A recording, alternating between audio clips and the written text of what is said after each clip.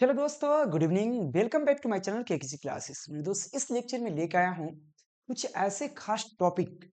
शायद आज आप लोग को अगर धैर्यपूर्वक अगर आप आज लेक्चर को नहीं देखते हो तो आप 15 नंबर को मिस करने वाले हो। और ये मैं गारंटी के साथ बोल सकता हूँ, ठीक है ना, क्योंकि मैं हर साल इस चीज को कर रहा हूँ। पहला बात, आप देखो पहले क्या है, समझने के प्रयास करना। आपने थंबनेल में सेम देखा होगा कि यह बिहार बोर्ड इंटर परीक्षा 2025 की बात करें, ठीक है ना, चाहे कभी की बात कर ले, यह फिजिक्स है जो आपको बड़े बड़े अक्षरों में लिखा हुआ है फिजिक्स, ठीक है ना, जिसका टॉप 20 वीवीआई यहाँ पे लिखा हुआ है दीर्घ उत्तरीय प्रश्न उत्तर। मेरे मित्र, याद रखना, जो दीर्घ उत्तरीय प्रश्न उत्तर आपके एग्जाम में पूछे जाते हैं, टोटल आपको 6 लॉन्ग क्वेश्चन पूछे जाते हैं, जिसको हम लॉन्ग टाइप क्वेश्चन आंसर कहते हैं। क्या कहते हैं उसे हम लोग? लॉन्ग टाइप क्वेश्चन आंसर, ठीक है ना। लॉन्ग टाइप क्वेश्चन आंसर बोलते हैं। जो आपके एग्जाम में कितने पूछे जाते हैं? तो आपके एग्जाम में 6 पूछे जाते हैं, जिसमें से 3 क्वेश्चन का जवाब देना अनिवार्य होता है। हर क्वेश्चन के 5 नंबर। अगर यह 20 लॉन्ग क्वेश्चन का तैयारी 100% कर लेते हैं तो आपको 3 क्वेश्चन कोई नहीं छीनेगा। तो यहाँ पे याद रखना, उसी का तैयारी कराने के लिए आए हैं। क्वेश्चन तो आपको ऑलरेडी पता चल चुका है, बस तो उसका आंसर क्या पता होगा। चलो शुरू करते हैं, ठीक है ना मेरे दोस्त। तो आप थोड़ा सा धैर्य रखना, क्योंकि मैं कमेंट पर ध्यान आज नहीं देने वाला। आपको खुद पता है कि कमेंट पर ध्यान आज नहीं दे पाऊंगा। इसका रीजन आप समझ सकते हो, क्योंकि यहाँ पे लॉन्ग टाइप क्वेश्चन है। अगर मैं ध्यान को थोड़ा भी इधर भटकाया तो हो सकता है कि मतलब इधर उधर हम खुद अपने आप को मतलब इधर उधर हो जाते हैं कभी कभी, ठीक है ना। हर टीचर हो सकता है, तो प्लीज ध्यान को इधर उधर मत भटकाइएगा। कमेंट आपके लिए सही है, करते रहिए। और डेली की तरह आज भी क्लास चालू हो चुका है। चलिए लेक्चर को शुरू करते हैं, ठीक है ना मेरे मित्र। तो इसमें सबसे पहला क्वेश्चन आपसे इस बार के एग्जाम के लिए सबसे पहला इंपॉर्टेंट क्वेश्चन आपसे पूछा जाता है। जो आपके यहाँ पे क्वेश्चन दिख रहा होगा, अच्छे प्यार से थोड़ा क्वालिटी बढ़ा लीजिएगा। सबसे पहला क्वेश्चन आपको इस बार के लिए इंपॉर्टेंट है। विद्युत फ्लक्स को परिभाषित करें, साथ में गॉस के प्रमेयों को सिद्ध करे या प्रमाणित करे। मेरे मित्र देखो, क्वेश्चन को 2-3 तरीका से आपके एग्जाम में पूछ सकता है। यह क्वेश्चन देखो 1985, 1989, 1992, 1994, 1996, 1997, 1999, 2000, 2002, 2009, 2012, 2015, 2022, यानी कि इतना बार एग्जाम में ऑलरेडी पूछ चुका है। गॉस के प्रमेय को लिखे एवं सिद्ध करें। तो मेरे दोस्त, गॉस के प्रमेय को लिखे एवं सिद्ध करें, उसके साथ एक और क्वेश्चन पूछ देता है। अधिकतम बार विद्युत फ्लक्स के परिभाषित करें। अगर बाय द केस ऐसा मत बोलना कि विद्युत फ्लक्स को परिभाषित करने वाला ये 2 मार्क्स का क्वेश्चन आपको ही पता है।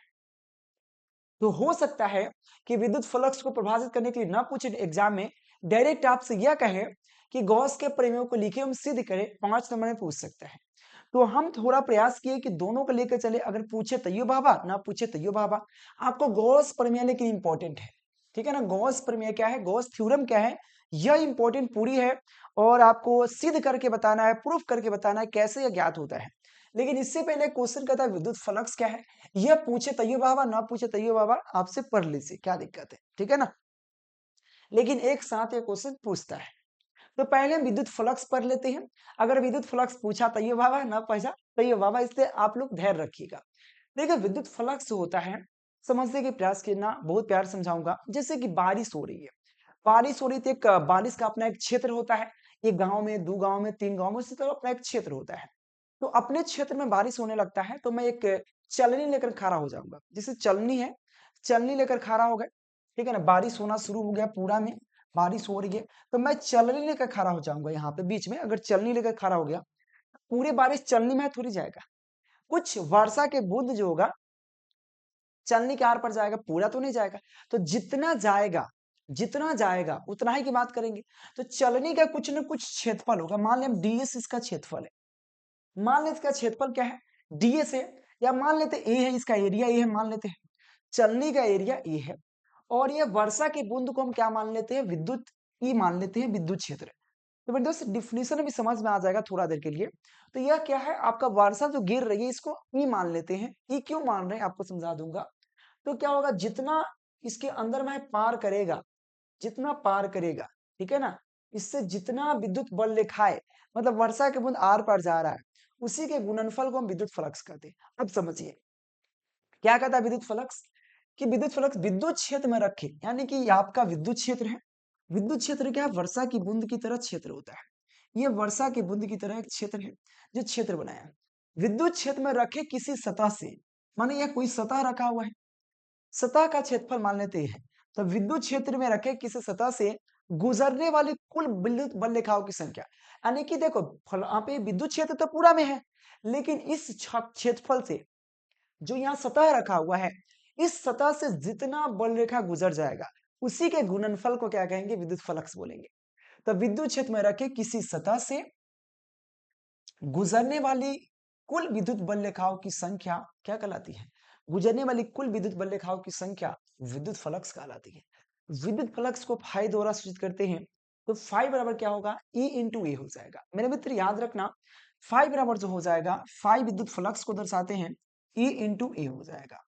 ई जहां पे विद्युत क्षेत्र है, ये जहां पर क्षेत्रफल है, लेकिन याद रखना डॉट है और यह बेसिकली वेक्टर क्वांटिटी है, तो डॉट है तो डॉट के चिन्ह हटाते हैं तो कोस्ट, यहाँ पे कोस थीटा लगाते हैं, तो फाई बराबर हो जाएगा ई ए कोस थीटा, ई ए कोस थीटा, ठीक है ना। तो याद रखना विद्युत फ्लक्स क्या होगा, फाई बराबर ई ए कोस थीटा, ये विद्युत फ्लक्स हो गया। तो समझ में आ गया होगा विद्युत फ्लक्स क्या है, बहुत ईजी से। देखो विद्युत फ्लक्स का अगर मात्रक की बात करें तो मात्रक भी बहुत प्यार से ज्ञात कर सकते हैं। कैसे ज्ञात कर सकते हैं, चलो समझने का प्रयास करते हैं। अगर विद्युत फ्लक्स का मात्रक ज्ञात करना है तो आपको एक चीज पता चल गया होगा, फाई बराबर इसका सूत्र होता है ई इंटू ए, जहां पे ई आपका विद्युत क्षेत्र होता है और ए आपका क्षेत्रफल होता है। देखो विद्युत क्षेत्र ज्ञात करने का जो सूत्र होता है, अगर इसका क्षेत्रफल ज्ञात करूं, बल सॉरी इसका ऐसे मात्रक ज्ञात कैसे कर सकते हैं। पहला तो एक अदिश राशि है, एक अदिश राशि sorry vector quantity, scalar quantity, क्योंकि डॉट प्रोडक्ट है, ठीक है ना, अदिश राशि है, समझ सबसे पहला। सेकेंड है इसका ऐसी मात्रक कैसे ज्ञात कर सकते हो, तो ई विद्युत क्षेत्र है और विद्युत क्षेत्र का जो सूत्र होता है एफ अपॉन क्या होता है, एफ अपॉन क्यू होता है। एफ जहां पे बल होता है, क्यू जहां पे आवेश होता है, ये विद्युत क्षेत्र का सूत्र होता है, आपने पढ़ा भी होगा, ठीक है ना, इंटू ए हो जाएगा। चलिए बात करते हैं, तो अब एफ क्या है, एफ आपका बल है और बल का मात्रक क्या होता है, आपका बल का मात्रक न्यूटन होता है, न्यूटन लिख दिया। ये क्या है, क्षेत्रफल, क्षेत्रफल का मात्रक मीटर स्क्वायर होता है, तो मीटर स्क्वायर लिख दिया, बटा क्यू क्या है, क्यू आवेश है, आवेश का मात्रक कूलाम होता है, तो इसका मात्रक क्या हो गया, न्यूटन मीटर स्क्वायर बटा कूलाम। इसको हम आप लेस इस प्रकार से लिख सकते हैं, न्यूटन मीटर स्क्वायर पर कूलम, या कूलम इनवर्स भी लिख सकते हैं। तो इसका ऐसी मात्रक क्या, विद्युत फ्लक्स का मात्रक न्यूटन मीटर स्क्वायर पर कूलम, या कूलम इनवर्स कह सकते, दो सकते हैं।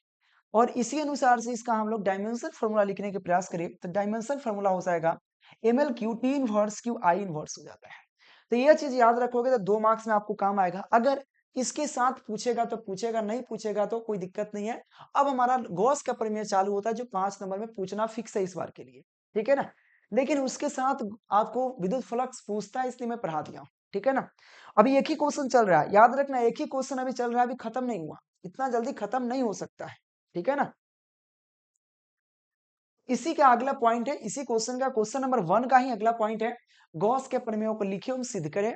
तो क्या है कि एक पॉइंट हो गया, क्या है कि पॉइंट वाइज पूछता है गॉस के प्रमेय क्या है, चलो समझने के प्रयास करते हैं। गॉस का प्रमेय कहता है सिंपल बेस में क्या कहता है, वो कहता है इस नियम के अनुसार किसी बंद पृष्ठ के अंदर उपस्थित आवेशों का 1/ε0 गुना होता है। मतलब इस नियम के अनुसार किसी बंद पृष्ठ, मान लीजिए आपका बंद पृष्ठ है, बंद सरफेस है, इसके अंदर उपस्थित आवेशों का, अगर इसके अंदर उपस्थित आवेश है, आवेशों का 1/ε0 गुना होता है। मतलब ये सीधा कहा, इस नियम के अनुसार किसी बंद पृष्ठ से गुजरने वाली, बंद पृष्ठ से गुजरने वाली कुल विद्युत फ्लक्स, कुल विद्युत फ्लक्स को फाई कहते हैं। चलिए, तो कहा इस नियम के अनुसार, कौन से, गॉस के प्रमेय के अनुसार एक थ्योरी दिया गया है, समझिए कि इस नियम के अनुसार, कौन से नियम, गॉस के नियम के अनुसार किसी सतह से, किसी बंद सतह से, किसी बंद पृष्ठ से गुजरने वाली कुल विद्युत बल रेखाओं, यानी कि गुजरने वाली कुल विद्युत फ्लक्स, उसके अंदर उपस्थित आवेशों का एप्सिलॉन 1/ε0 गुना होता है, 1/ε0 गुना होता है। यानी कि आप का तो नहीं लिख सकते, डायरेक्ट गुना कर दीजिए, क्या दिक्कत है। यानी कि Q में 1/ε0 से गुना कर लीजिएगा, किसने, फाई बराबर, तो फाई बराबर क्या होगा, Q/ε0। ये आपका गॉस थ्योरम कहता है। फिर से इसको समझने का प्रयास करना मेरे दोस्त, क्या कहा, कहता है सिंपल बेस में कि इस नियम के अनुसार किसी बंद पृष्ठ से गुजरने वाली कुल विद्युत फ्लक्स फाई, कुल विद्युत फ्लक्स फाई, ठीक है ना, उसके अंदर उपस्थित आवेशों का, उसके अंदर उपस्थित क्या है, आवेश क्यू है, आवेशों का 1/एप्सिलॉन नॉट गुना होता है, यानी कि क्यू गुने 1/एप्सिलॉन नॉट, ठीक है ना। तो 5 बराबर क्या होगा, Q/एप्सिलॉन नॉट। यह गॉस थ्योरम हुआ, यह गॉस थ्योरम हो गया बेसिकली। तो ये गॉस थ्योरम का सिर्फ हम लिखे हैं, तो याद रखना उपस्थित आवेशों का 1/एप्सिलॉन नॉट गुना होता है। तो मान लिया कि r त्रिज्या वाला एक गोला है जिसके अंदर उपस्थित आवेश q है, तो क्या होगा, फाई बराबर क्या होगा, Q/एप्सिलॉन नॉट गॉस के नियम से। लेकिन इसको आपको प्रूफ करके बताना है भाई कैसे आया। यह सिर्फ मैंने नियम को लिखा, यह सिर्फ नियम को लिखा, और नियम को प्रूफ करना आपके हाथों में और मेरे हाथों में। क्या इतना लिखने से आपको 5 नंबर नहीं देगा, क्योंकि विद्युत फ्लक्स हो सकता है पूछे ना पूछे, डायरेक्ट पूछेगा गॉस के प्रमेय क्या है, उसके लिखे हम सिद्ध करें। तो चलो अब सिद्ध करने के प्रयास करते हैं, प्रमाणित करते हैं। तो प्रमाणित कैसे करते हैं, चलिए। तो सबसे पहले प्रमाणित किया जाता है, तो प्रमाणित यानी कि प्रूफ, प्रूफ करने के प्रयास करते हैं, प्रमाणित करते हैं। चलिए प्रमाणित करते हैं। तो प्रमाणित करने के लिए जो इसमें कहा गया, किसी बंद पृष्ठ लेना है तो मैं बंद पृष्ठ ले लेता हूं, ठीक है ना। एक सरफेस ले लिया, बंद पृष्ठ ले लिया, समझने के प्रयास करना, धीरे धीरे सब समझ में आएगा। इसके अंदर उपस्थित आवेश कोई क्यू है, इसकी त्रिज्या मान ले आर है, इसकी त्रिज्या आर है, ठीक है ना। बंद पृष्ठ है, आप समझना, धीरे धीरे सब समझ में आना शुरू हो जाएगा, एक बार में कुछ नहीं होगा। कहता है मान लिया कि आर त्रिज्या का एक गोला है, आर त्रिज्या का एक गोला है जो आपको नीचे भी दिख रहा है और यहाँ पे दिख रहा है। आर त्रिज्या का एक गोला है, त्रिज्या मतलब रेडियस, ठीक है ना। त्रिज्या का गोला है जिसके अंदर क्यू आवेश उपस्थित है, जिसके अंदर क्या है, क्यू आवेश उपस्थित है, इतना समझ में आ गया, ठीक है ना। मान लिया कि गोले के बाहर बिंदु P स्थित है, मान लेते हैं गोले के कुछ दूर बाहर बाहर कोई बिंदु P स्थित है, मान लेते हैं यहाँ पे बिंदु P स्थित है, ठीक है ना। तो कहा माना कि गोले के बाहर कोई बिंदु P स्थित है, P पर क्यू आवेश के कारण लगने वाला विद्युत क्षेत्र की तीव्रता। देखो विद्युत क्षेत्र की तीव्रता चैप्टर 1 में ऑलरेडी मैं पढ़ा चुका हूं, तो मैं यहाँ पे विद्युत क्षेत्र की तीव्रता नहीं पढ़ाऊंगा, मैं उसका डायरेक्ट फार्मूला यूज करूंगा, क्योंकि विद्युत क्षेत्र की तीव्रता दो बिंदु आवेश के लिए। तो यहाँ पर कहा क्यू के कारण बिंदु P पर विद्युत क्षेत्र की तीव्रता क्या हो, यानी कि इस क्यू के कारण, क्योंकि देखो विद्युत क्षेत्र की तीव्रता दो बिंदु के लिए होता है, अगर यहाँ पे Q है यहाँ पे P है, तो इस Q के कारण इस बिंदु पर P पर विद्युत क्षेत्र की तीव्रता E बराबर क्या हो जाएगा, वो क्या, मान लिया कि गोले के बाहर बिंदु P स्थित है, देखो बाहर बिंदु P स्थित है, इस P पर Q के कारण विद्युत क्षेत्र की तीव्रता दिया जाएगा या होगा। तो क्या लिखा, माना कि गोले के बाहर बिंदु P स्थित है, P पर Q आवेश के कारण विद्युत क्षेत्र की तीव्रता होगा E बराबर 1/4πε0 Q/r²। यह विद्युत क्षेत्र की तीव्रता का सूत्र होता है, जो मैं ऑलरेडी पढ़ा चुका हूं वन शॉट में। यह मत कहना कि सर इसको प्रूफ करके बता दीजिए, क्योंकि बहुत सारा चीज होता है ऑलरेडी मैं पहले प्रूफ कर चुका हूं, और यहाँ पे इंपॉर्टेंट क्वेश्चन पढ़ाई हो रही है, कोई थ्योरी पढ़ाई नहीं हो रही है, कोई यहाँ पे पूरे सिलेबस पढ़ाई नहीं हो रही है, सिर्फ यहाँ पे इंपॉर्टेंट क्वेश्चन बता रहा हूँ, ठीक है ना। और इंपॉर्टेंट क्वेश्चन का एक टॉपिक है। तो मेरे दोस्त ये विद्युत क्षेत्र की तीव्रता का सूत्र है, तो मैं जिसको समीकरण 1 मान लिया, जहां पे E आपका विद्युत क्षेत्र है, तो क्या हुआ, किस पर विद्युत क्षेत्र प्राप्त हो रहा है, बिंदु P पर, किसके कारण, Q आवेश के कारण। तो याद रखना Q आवेश के कारण विद्युत, आप P बिंदु पर विद्युत क्षेत्र की तीव्रता से हो जाएगा E बराबर 1/4πε0 Q/r²। ये विद्युत क्षेत्र की तीव्रता का सूत्र होता है। चलो यहां तक दिक्कत नहीं है, आगे बढ़ते हैं। देखो मेरे दोस्त अब देखिए क्या है, अगर हम यहाँ पे सिंपल बात, हम गॉस का प्रमेय क्या कहता है समझ गया। अब सतह की अल्प सूक्ष्म आवेश पर विचार करते हैं, मतलब यह जो सतह है, इस सतह के छोटे से अल्पांश पर विचार करें। मान ले सपोज डेट, अगर मैं छोटे से अल्पांश मतलब बहुत कम दूरी के लिए, देखो फिजिक्स में एक भाषा जान लो कि अगर हमको पूरे क्षेत्रफल का, अगर गॉस का प्रमेय ज्ञात करना, चाहे कोई भी, अगर छोटी चीज को ज्ञात कर लेंगे ना, तो पूरा चीज को ज्ञात करना सबसे इजी है। अगर मैं जैसे कि यहाँ पे इसका गोला है, और गोले के छोटे दूर का हम अगर गॉस का परिमेय प्राप्त कर ले, छोटे छोटे से अल्पांश, इसका क्षेत्र मान ले, इसका क्षेत्रफल, अगर पूरा क्षेत्रफल का तो बात छोड़ दो, लेकिन छोटा सा क्षेत्रफल ये मान लेते हैं, जो पूरा क्षेत्रफल का तो बात छोड़ दो, छोटा सा क्षेत्रफल है, इसका अगर क्षेत्रफल मान लें ds है, अगर इस क्षेत्रफल को प्राप्त करके, यानी कि छोटे से दूरी का हम गॉस के परिमेय प्राप्त कर लेंगे, तो पूरे का ज्ञात करने के लिए हम इंटीग्रेशन कर देते हैं। सिंपल फंडा होता है फिजिक्स में कि पहले आप छोटे से अल्पांश की बात करें, छोटे से अल्पांश ज्ञात कीजिए, और पूरा ज्ञात करने के लिए उसी चीज का इंटीग्रेशन कर दीजिए, समाकलन कर दीजिए, ज्ञात हो जाता है। ये फंडा चलता है। तो सबसे पहले अब सतह के अल्प अल्प सूक्ष्म आवेश पर विचार किया जाए जिसका क्षेत्रफल सदिश ds और विद्युत क्षेत्र E हो तो विद्युत फ्लक्स होगा। यानी कि पहले हम तनिका सा विद्युत फ्लक्स ज्ञात कर लेते हैं, यानी कि पूरे एरिया का छोटा सा विद्युत फ्लक्स ज्ञात कर लेंगे तो पूरा विद्युत फ्लक्स आराम से ज्ञात हो जाएगा। कैसे देखिए, तो विद्युत फ्लक्स का सूत्र क्या होता है, तो छोटे से अल्पांश के लिए, यानी छोटे से अल्पांश के लिए विद्युत फ्लक्स प्राप्त करेंगे, यानी कि यह तो पूरा हो जाता है E इंटू डी है। E इंटू डी क्या होता है, पूरा विद्युत फ्लक्स होता है, मैं पढ़ा चुका हूँ ऑलरेडी, अभी पढ़ाया हूँ पीछे। ये 5 बराबर E इंटू डी है, लेकिन अब छोटी सी ज्ञात करना है तो छोटा होता है डिफरेंशिएशन।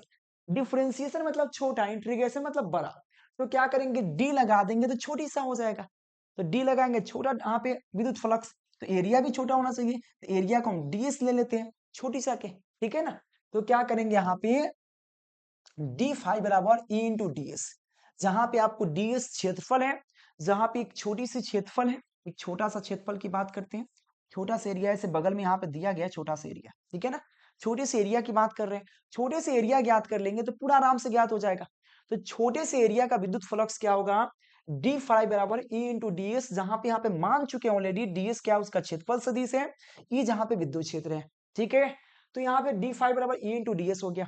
चलो मेरे दोस्त, आपको पता है कि आप एक चीज जान लीजिए मेरे दोस्त, कि सबसे पहले डॉट का चिन्ह हटाएंगे, ये डॉट हटाएंगे तो cos थीटा लगाना जरूरी है, क्योंकि मैथ्स में वेक्टर में पढ़ा होगा आपने।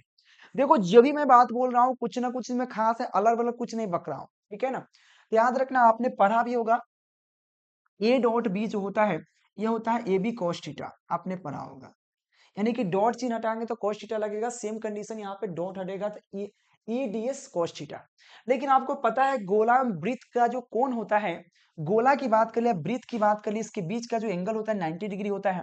अगर कहीं से भी आता है तो इसके बीच 90 डिग्री का कोण बनता है, ठीक है ना। इसके बीच P और इसके बीच 90 डिग्री कोण बनेगा, तो क्या होगा, थीटा का वैल्यू जो होगा 90 डिग्री होगा, तो बट थीटा बराबर 90 डिग्री, ठीक है ना, बट थीटा बराबर 90 डिग्री हो जाएगा। तो जैसे ही थीटा बराबर 90 डिग्री, तो यहाँ पे 90 डिग्री डालेंगे तो क्या होगा, cos 90 का वैल्यू 1 होता है, तो डी फाइव बराबर ई इंटू डी एस हो जाएगा। यहाँ तक कोई दिक्कत नहीं होना चाहिए, ई इंटू डी एस, ठीक है। आगे बढ़िए, कुल विद्युत, अब देखो यह तो छोटा सा अल्पांश के लिए विद्युत फ्लक्स है, यानी कि ये पूरे एरिया का विद्युत फ्लक्स नहीं प्राप्त किए हैं, छोटी सी एकदम इतनी सा के प्राप्त किए, उतना प्राप्त है कि बस उसी का इंटीग्रेशन कर दीजिए, पूरा प्राप्त होगा। बस कुल विद्युत फ्लक्स करने के लिए इसी का क्या करेंगे, इंटीग्रेशन करते हैं, डी फाइव है, इंटीग्रेशन इंटू डी एस है, ई इंटू डी एस हो गया। अब क्या करेंगे, आपको इंटीग्रेशन में एक फॉर्मूला पढ़ाया होगा, इंटीग्रेशन डी एक्स, इसका फॉर्मूला होता है एक्स, इंटीग्रेशन डी टी, इसका होता है टी, मतलब जो भी रहे उसका होता है टी। यानी कि यहाँ पे डी फाइव का इंटीग्रेशन क्या होगा, डायरेक्ट फाइव हो जाएगा, फाइव। ई क्या है, ई बाहर कर देंगे, डीएस को अंदर रहेंगे। अब चीज समझो, इंटीग्रेशन इंटू डीएस, यह समझिए, ई को तो रहने दीजिए, ई का वैल्यू तो मुझे पता है, ई का वैल्यू पुट कर देंगे, कोई दिक्कत नहीं, समीकरण 2 से। लेकिन मेन फंडा जहां उसको समझिए, आपको समझ में आ जाएगा। देखो इंटीग्रेशन इंटू डीएस, मतलब देखो डीएस क्या है, डीएस आपका छोटा सा क्षेत्रफल है, किसका, इस गोला का बहुत छोटा सा क्षेत्रफल की बात किया जाए, और इंटीग्रेशन लगा दिया, यानी कि पूरा क्षेत्रफल की बात कर रहे हैं, है ना। देखो फंडा समझ लोगे, बहुत प्यारा सा फिजिक्स है, फिजिक्स से बढ़िया कुछ चीज नहीं है, समझोगे। देखो आपको जस्ट बताया मैंने कि जो डीएस है, डीएस यानी कि छोटे से गोला का क्षेत्रफल है, ये बहुत छोटा सा गोला का क्षेत्रफल है, छोटे से एरिया का, और पूरे एरिया ज्ञात करने के लिए क्या करते हैं, उस छोटे से क्षेत्रफल का इंटीग्रेशन कर देते हैं। तो हम इस इंटीग्रेशन कर दिए, समाकलन कर दिए, चलो ठीक है। यह इंटीग्रेशन का वैल्यू क्या आया, इसका जो वैल्यू आया पूरे एरिया का क्षेत्रफल हो गया, यानी पूरे गोला का क्षेत्रफल। लेकिन गोला का क्षेत्रफल तो हमको पढ़ाया जाता है 4 पाई आर स्क्वायर, हाँ है ना, गोला का क्षेत्रफल पढ़ाया जाता है 4 पाई आर स्क्वायर, यानी कि इंटीग्रेशन डीएस जो होगा कितना हो, पूरे गोला का क्षेत्रफल है ना, तो पूरे गोला का क्षेत्रफल तो मुझे फॉर्मूला भी पता है ना, 4 पाई आर स्क्वायर, हाँ है ना। तो क्या मैं 4 पाई आर स्क्वायर होता है कि नहीं, तो integration into DS, integration into DS क्या है, ये भी पूरा गोला का क्षेत्रफल है, यही तो है, आपको तो यही चीज बताया गया ना। डीएस क्या, छोटा क्षेत्रफल है, इंटीग्रेशन लग गया तो पूरा गोला का क्षेत्रफल हो गया, तो पूरा गोला का क्षेत्रफल तो 4 पाई आर स्क्वायर भी होता है। तो क्या मैं इंटीग्रेशन डीएस के जगह 4 पाई आर स्क्वायर डाल सकते हैं, क्योंकि 4 पाई आर स्क्वायर गोला का क्षेत्रफल आपने 5 क्लास में ही पढ़ा होगा। तो मैं क्या करूंगा, इंटीग्रेशन इंटू डीएस के जगह मैं 4 पाई आर स्क्वायर डाल सकता हूँ, ठीक है ना। तो क्या करेंगे, इंटीग्रेशन डीएस के जगह मैं क्या कर दिया, यहाँ पे ई तो यही है, बस इसके वजह यहाँ पे इसके जगह से मैं क्या डाल दिया, 4 पाई आर स्क्वायर डाल दिया, चलो अब क्या कर दिया, विद्युत क्षेत्र ई का वैल्यू भी फ्रॉम इक्वेशन 2 है, सॉरी फ्रॉम इक्वेशन 1 से क्या करेंगे, ई का value 1/4 pi epsilon not Q upon R square भी डाल सकते हैं, तो ई का वैल्यू भी यहाँ पे डाल दिया। मैंने कुछ गलती नहीं किया, जो भी है ज्यों के तब डाल रहा हूं, कुछ नहीं, ठीक है ना। चलिए आगे बढ़िए। अब क्या होगा मेरे दोस्त, सिंपल बात है, यहां पे आप समझो, ठीक है। इसमें आपको एक चीज नजर आ रहा होगा, यह आर स्क्वायर से यह आर स्क्वायर कट जाएगा, 4 पाई से 4 पाई कट जाएगा, ऊपर बच रहा है क्यू और नीचे बच रहा है एप्सिलॉन नॉट, तो 5 बराबर क्या होगा, क्यू अपॉन एप्सिलॉन नॉट, जो गॉस का प्रमेय कर रहा था आपका प्रूफ होकर रेडी हो चुका है। अगर इसमें अगर समझ ना आए तो आपका सिर्फ एक काम करना है, समझ ना आए इसको एक बार बैक करना है वीडियो लेक्चर को, अभी पढ़ो, अभी पूरा पढ़ लो पहले, फिर इसको क्या करना है, पीडीएफ ले लेना है। मेरे मित्र आपका पीडीएफ नोट्स रेडी है, जिसमें आपको 500 objective question, 100 short question, 20 long question आपको प्रोवाइड कराया जाने, ठीक है ना, जिसको आंसर के साथ प्रोवाइड कराया जाएंगे। ये तो क्लासेस हो ही रहे हैं, लेकिन पीडीएफ लेने से आपको यह फायदा हो जाता है कि आपको एक एनवायरनमेंट मिल जाता है, अलग से एनर्जी मिल जाता है, क्योंकि आप कहीं भी गैस खरीद लीजिएगा, मॉडल पेपर चाहे कोई भी गैस खरीद लीजिए, जो आपको वो फायदा नहीं जाएगा जो हमारे द्वारा, क्योंकि हम हर साल 2018 से आज तक हर साल सेलेक्ट करके मैं आप लोग को दे रहा हूँ इंपॉर्टेंट क्वेश्चन आंसर, और हर बार 85% प्लस कोई नहीं चिंता है।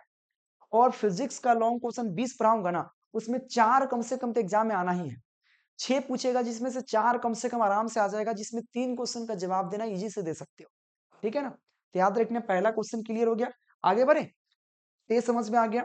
और यहाँ जो आपका फिगर है, सेम फिगर आपको नीचे बनाया गया है, कोई अलग फिगर नहीं है, बशर्ते यहाँ पे फिगर इसलिए बनाया हूं कि ताकि आपको समझ में आए क्या मुझे कहना है। आगे क्वेश्चन बढ़े, क्योंकि एक क्वेश्चन क्लियर हो चुका है, एक क्वेश्चन इतना जब लिखोगे, मैं बता देता हूं आपको, देखो सिंपल बात है, अगर डायरेक्ट पूछा गॉस का प्रमेय क्या है, प्रमाणित करे, तो गॉस का प्रमेय लिख कर आप इसको प्रमाणित कर देते हो, ठीक है ना, इतना लिख देते हो तो 5 नंबर। अगर इसके आगे पीछे और कुछ नहीं पूछता है तब, ठीक है ना। अब नेक्स्ट क्वेश्चन 2 नंबर क्वेश्चन में आपके लिए इंपॉर्टेंट क्या है, दूसरा का क्वेश्चन इंपॉर्टेंट आ गया, पहले का क्वेश्चन क्लियर हो गया। दूसरा का क्वेश्चन है कि यौगिक प्रावैधुतांक वाले समांतर प्लेट संधारित्र की धारिता प्राप्त करे या धारिता का व्यंजक प्राप्त करे। देखो यह क्वेश्चन काफी महत्वपूर्ण है, मैं काफी बार इसको बता चुका हूं कि इस बार के लिए इंपॉर्टेंट है। मेरे मित्र याद रखना, एक चीज ध्यान रखना कि यह क्वेश्चन को पूछने का तरीका अलग अलग हो सकता है। जैसे कि मैं पहले क्वेश्चन क्लियर करता हूं, क्वेश्चन कह सकता है कि समांतर प्लेट संधारित्र के बीच अगर कोई टी मोटाई का अगर प्रावैधुत डाल दिया जाए तो धारिता प्राप्त करें। या जैसे देखो सिंपल, अगर समांतर प्लेट संधारित्र, सीधा समझो कि अगर कोई समांतर प्लेट संधारित्र पूछे, ठीक है ना, मैं आपको बता दूं, अगर कोई भी अगर समांतर प्लेट संधारित्र पूछे आपसे, ठीक है ना, अगर उसके बीच परावैद्युत की बात कर रही है, सॉरी कर रहा है, अगर इसके बीच परावैद्युत की बात की जाए, यानी कि इसके अंदर जब कोई कुछ विद्युत आवेश या कोई भी परावैद्युत मतलब के मोटाई का टी दूरी का कोई परावैद्युत डाल दिया जाए, तो इसकी धारिता प्राप्त करने के लिए बोले तो यही थ्योरी की बात की जा रही है। यानी कि समांतर प्लेट संधारित्र के बीच अगर कोई परावैद्युत डाला जाता है, तो यही फॉर्मूला और यही थ्योरी की बात की जाती है। लेकिन क्वेश्चन में आपको लिख दिया हूं कि यौगिक परावैद्युत वाले समांतर प्लेट संधारित्र की धारिता का व्यंजक प्राप्त करें। जहां भी समांतर प्लेट संधारित्र के बीच अगर कोई परावैद्युत डालने की बात आए, कोई टी मोटाई के परावैद्युत या कैसा भी परावैद्युत डालने की बात आए, यही क्वेश्चन होगा। चलो क्वेश्चन को पहले समझते हैं, क्वेश्चन क्या है फिर आपको बताते हैं। पहले देखो आपको समझने के प्रयास करोगे तो मेरे मित्र सबसे पहले समांतर प्लेट संधारित्र है, तो मैं समांतर प्लेट संधारित्र बना लेता हूं, ठीक है। देखो समांतर प्लेट संधारित्र पर आवेश होता है, आवेश वितरित किया जाता है और समान रूप से वितरित किया जाता है। अगर मान ले आपका यह प्लेट ए है, यह प्लेट बी है, मान लेते हैं, अगर इस पर आपका प्लस आवेश दिया जाता है, जितना इस पर प्लस आवेश दिया जाएगा उतना ही उस पर माइनस आवेश दिया जाएगा, ठीक है। जितना इस पर प्लस आवेश दिया जाएगा, जितना उस पर माइनस आवेश दिया जाएगा। अगर इसकी विभवांतर की बात करें तो इसकी विभवांतर v हो जाएगा। इसकी विभवांतर, बीच की विभवांतर क्या है, v है। विभवांतर मतलब दोनों प्लेट के बीच के अंतर की विभवांतर कहते हैं। अब कहा गया है कि इसके बीच क्या करना है, कोई परावैद्युत डाल देना है। चलो मैं परावैद्युत डाल देता हूं। अगर मैं देखो ऐसे फिगर यहाँ पे बना हुआ है, फिगर में कोई दिक्कत है, मैं फिर भी समझाने के प्रयास कर रहा हूं। अगर मैं यहाँ पे कोई परावैद्युत डाल देता हूं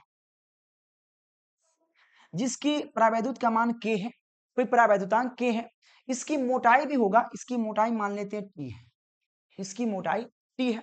सिर्फ परावैद्युत की बात कर रहा हूं, यह जो परावैद्युत है इसकी मोटाई टी है, और पूरे इसकी बीच की दूरी मान लेते हैं, और इस प्लेट और उस प्लेट के बीच की दूरी मान लेते हैं आपकी, इस और इस प्लेट के बीच की दूरी आपकी डी है, ठीक है ना। यानी कि दोनों के प्लेट के बीच की दूरी डी है और सिर्फ परावैद्युत की मोटाई टी है। अब समझिए, जैसे कि इसमें दो अवस्था क्रिएट हो रहा है, एक तो हवा, एक विदाउट हवा। जैसे कि देखो, अगर परावैद्युत कितना दूर में डाला गया है, सिर्फ ये टी मोटाई में, यानी कि हवा कहाँ है, हवा इधर भी है, इधर भी है। जैसे कि आप ही सोचो, एक गिलास है, मान लेते हैं गिलास है, गिलास के अंदर एक डंटा मतलब कुछ मोटाई का कुछ सामान रख दिया जाए, ठीक है ना, कोई भी सामान, तो उतना दूर में हवा तो नहीं होगा। जैसे कि यह प्रवैद्युत है, मतलब सॉरी, यह समांतर प्लेट संधारित्र है, इधर भी हवा, इधर भी हवा है, यानी कि इस एरिया में हवा है ना, इस एरिया में, क्योंकि ये तो प्रवैद्युत है, इसके अंदर तो हवा नहीं हो सकता। तो हवा कितना दूर में है, तो हवा जो है आपका डी माइनस टी में है। हवा जो है, हवा की बात कर ले, आपका डी माइनस टी में होगा। डी माइनस टी में कितना, मात्र डी माइनस टी दूरी में ही हवा है, क्योंकि देखो पूरी दूरी यहां से यहां क्या है, डी है। पूरी दूरी क्या है, इस प्लेट से उस प्लेट के बीच की दूरी डी है। बीच में कितना दूर हवा नहीं है, टी हवा नहीं है। तो टी में क्या परावैद्युत है, इसमें हवा नहीं होगा, तो क्या करेंगे, टी को हटा देंगे। तो डी में से टी घटा देंगे तो यहाँ पे क्या हवा है, यानी कि हवा कितना में बचा, डी माइनस टी में हवा बचा हुआ है। इधर भी हवा है, इधर भी हवा है, यानी कि पूरा हवा में हवा कितना था, पूरा में हवा था, लेकिन ये बीच में वही यहाँ से डंटा डाल दिया गया, मतलब परावैद्युत डाल दिया, इसमें हवा खत्म कर दिया वहां के। इधर हवा है, यानी कि हवा कहाँ है, डी में से टी घटा देंगे, हवा है। हवा कहाँ नहीं है, हवा नहीं कहाँ है, हवा नहीं है कहाँ पे, तो सिर्फ टी में हवा नहीं है। कितने दूर में हवा नहीं है, सिर्फ ये टी मोटाई में हवा नहीं है, इसके अगल में हवा है, इसमें भी हवा है, इसमें हवा नहीं है। तो दो कंडीशन इसमें क्रिएट हो रहा है, यानी कि दो विद्युत क्षेत्र होगा, दो विभव होगा, हर चीज दो दो चीज होगा इसमें। चलो करते हैं। तो मान लिया कि देखो, हम जानते हैं एक चीज आपको पहले ही पढ़ा दिया जाता है, पहले क्या, कि अगर यहाँ पे देखो पहले एक चीज पढ़ा दिया जाता है कि समांतर प्लेट संधारित्र, और समांतर प्लेट संधारित्र जो होता है ऑलरेडी मैं आपको पढ़ा चुका हूँ, ऑलरेडी मैं पढ़ा दिया हूँ, लेकिन वो इंपॉर्टेंट नहीं है इसलिए मैं नहीं लाया। तो देखो, हम जानते हैं कि जब प्लेटों के बीच हवा या निर्वात रहता है, जब प्लेटों के बीच यह के मोटाई का परावैद्युत नहीं रहता है, डायरेक्ट रहे, इस तरह से रहता है, अगर ये डायरेक्ट परावैद्युत रहे, डायरेक्ट समांतर प्लेट संधारित्र है, तो इसकी धारिता जो होती है क्या होती है, A epsilon not upon D होती है। याद रखना मेरे दोस्त, हम जानते हैं कि जब प्लेटों के बीच हवा या निर्वात हो, तो संधारित्र की धारिता जो सी होती है, A epsilon not upon D होती है। याद रखना, इसको समीकरण 1 आप ले सकते हो, कोई दिक्कत नहीं। अगर इसके बीच परावैद्युत न रहता है तब। आगे बढ़ते हैं, आगे बढ़ते हैं। देखो, मान लिया कि दोनों प्लेटों के मध्य मध्य की दूरी डी है। आपको पता है कि दोनों प्लेट की मध्य दूरी जो है डी है, ऑलरेडी समझा दिया हूं। यदि टी मोटाई वाला कोई परावैद्युत रख दिया जाता है, टी मोटाई का, देखो टी मोटाई का कोई परावैद्युत इसके, क्योंकि मोटाई इसका मात्र टी है, ठीक है ना, भले के परावैद्युतांक है लेकिन टी मोटाई है। टी मोटाई का कोई परावैद्युत रख दिया जाता है, तो संधारित्र की धारिता ज्ञात करना है। इतना तो समझ में आ रहा है। जो मैंने कहा कि माना कि दोनों प्लेट की मध्य दूरी डी है, ठीक है, यदि टी मोटाई का कोई परावैद्युत डाल दिया जाता है, तो संधारित्र की धारिता हमको प्राप्त करनी है। ठीक है, आगे बढ़ते हैं। देखो, जब प्लेटों के बीच हवा नहीं है, सॉरी, जब प्लेटों के बीच परावैद्युत नहीं हो, आई मीन हवा हो, परावैद्युत न होने का मतलब हवा हो, ठीक है ना। मान ले जब परावैद्युत, हवा कहाँ में है, हवा मतलब प्लेटों के बीच परावैद्युत नहीं हो, कितने दूरी में, माइनस डी टी है, डी माइनस टी में, यानी कि जब प्लेटों के बीच परावैद्युत नहीं हो, तो विद्युत क्षेत्र क्या होगा, चलिए। तो जब प्लेटों के बीच परावैद्युत नहीं हो, आई मीन हवा हो, हवा, हवा हो, ठीक है। जब प्लेटों के बीच हवा हो तो विद्युत क्षेत्र क्या होगा, आई मीन जब प्लेटों के बीच परावैद्युत ना हो, परावैद्युत ना होने के मतलब हवा ही होगा ना, परावैद्युत ना होने के बाद हवा होगा, तो हवा ना होगा तो E1 बराबर, क्योंकि विद्युत क्षेत्र दो दो प्राप्त होगा इसमें, एक हवा ना होने पर, एक हवा होने पर। हवा होने पर E1 को, हवा ना होने के E2 मान लेंगे, क्या दिक्कत, दो दो ज्ञात करना है तो भाई, क्या कि जब एक ही नाम का, जब हमारे क्लास में भी एक नाम का दो तीन बंदा आता है, तो उसका नाम हम लोग इस प्रकार से रखते हैं, बड़का, उसके पर्सनैलिटी पर थोड़ा ध्यान देते हैं। एक गोरका राहुल, एक करियक्का राहुल, एक बुटका राहुल, एक छुटका राहुल, मतलब ऐसे होता है ना, कि एक पतरका राहुल, एक मोटका, मतलब थोड़ा सा उसके, राहुल तो भाई दोनों है, उसी तरह से होता है, जैसे विद्युत क्षेत्र जब दो ज्ञात करना हो तो हम E1 मान लेंगे, E2 मान लेंगे। तो जब देखो, जब प्लेटों के बीच हवा हो, आई मीन प्रावैद्युत ना हो, तो प्रावैद्युत ना हो तो विद्युत क्षेत्र क्या होगा, E1 बराबर सिग्मा अपॉन एप्सिलॉन नॉट, और सिग्मा अपॉन एप्सिलॉन नॉट क्या होता है, ये विद्युत क्षेत्र ज्ञात करने का सूत्र होता है। ठीक है, नीचे एक और चीज दिया गया, बट सिग्मा बराबर क्यू अपॉन ए, यह अभी मैं नहीं समझाऊंगा आपको, बाद में बता दूंगा, या अभी मैं आपको समझा भी सकता हूँ इस क्या है। देखो, तो E बराबर सिग्मा अपॉन एप्सिलॉन नॉट होता है, इतना तो समझ में आ गया। ठीक है, ये कब हुआ, ये बाद में समझा देता हूँ, नीचे वाला आपको अभी मत समझो, ठीक है ना, अभी मत समझो, सिर्फ यहां तक समझो। यह क्या है, जब हवा होगा तो विद्युत क्षेत्र आपका यह होगा, हवा होगा तो विद्युत क्षेत्र यह होगा। यह याद रखो, यह जो वैल्यू डालकर जो यह प्राप्त की, इसको मत ध्यान दो, इसको मत ध्यान दो, छोड़ दो इसको भी, मैं आपको समझाता हूँ। बस इतना क्या, विद्युत क्षेत्र क्या है, जब हवा न हो, मतलब हवा हो, हमें प्रावैद्युत न हो तब विद्युत क्षेत्र। अब प्रावैद्युत होगा तो विद्युत क्षेत्र क्या होगा, जब प्लेटों के बीच प्रावैद्युत हो तो विद्युत क्षेत्र होगा। तो विद्युत क्षेत्र होगा कब, तो विद्युत क्षेत्र E2 बराबर क्या होगा, E2 बराबर सिंपल क्या होगा, E2 बराबर को बता देते हैं। देखो, E2 बराबर जो हो जाएगा आपका, सिंपल बेस में क्या हो जाएगा, सिग्मा अपॉन एप्सिलॉन नॉट, यही तो होगा, सिग्मा अपॉन एप्सिलॉन नॉट हो जाएगा। लेकिन E2 बराबर, लेकिन क्या कह रहा है कि प्रावैद्युत हो, आई मीन हवा नहीं है, हवा कितना दूर में नहीं है, सिर्फ यह के प्रावैद्युतंक क्या है, यानी कि भागा के। ठीक है, यानी कि E2 का जो वैल्यू, इस पर अभी ध्यान ना दो, समझ में कम आएगा, हो सकता है। E2 बराबर सिग्मा अपॉन एप्सिलॉन नॉट बटा के किस लिए, क्योंकि यहाँ पे कर प्रावैद्युत हो, प्रावैद्युत क्या है, के प्रावैद्युत कोई है, इसलिए सिग्मा अपॉन एप्सिलॉन नॉट के। देखो आप यहाँ पे E2 तो रहबे करेगा।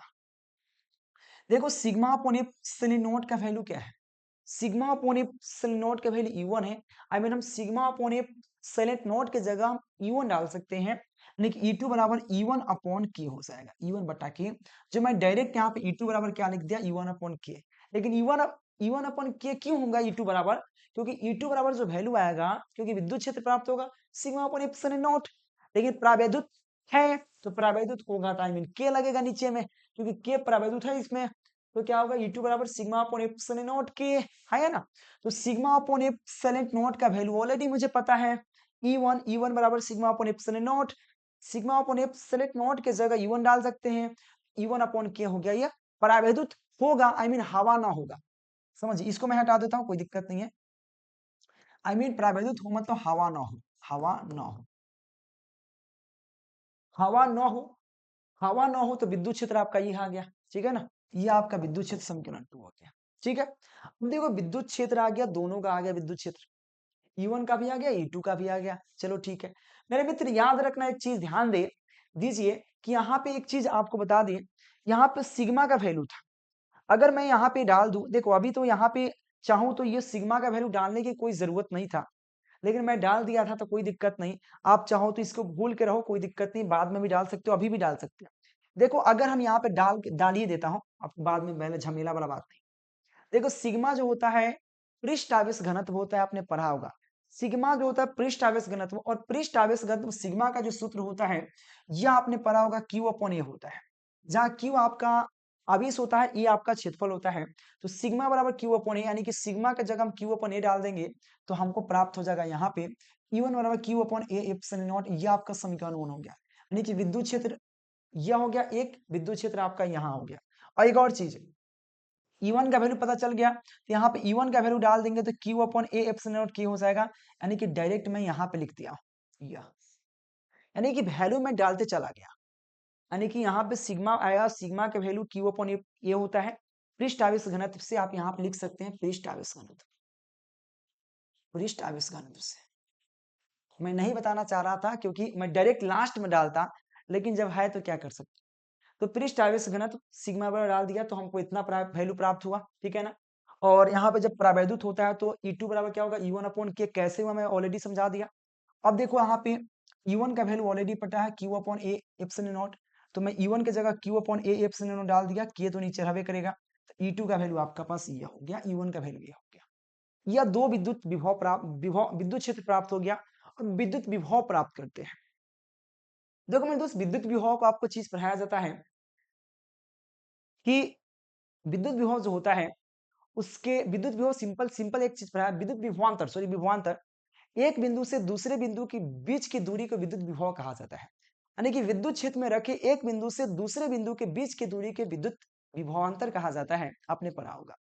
तो मेरे दोस्त E1 के कारण विद्युत विभव, देखो E1 के कारण कहो या हवा में कहो, ठीक है, E1 मतलब हवा में, हवा हो, नहीं यही ना मतलब हुआ, हवा हो,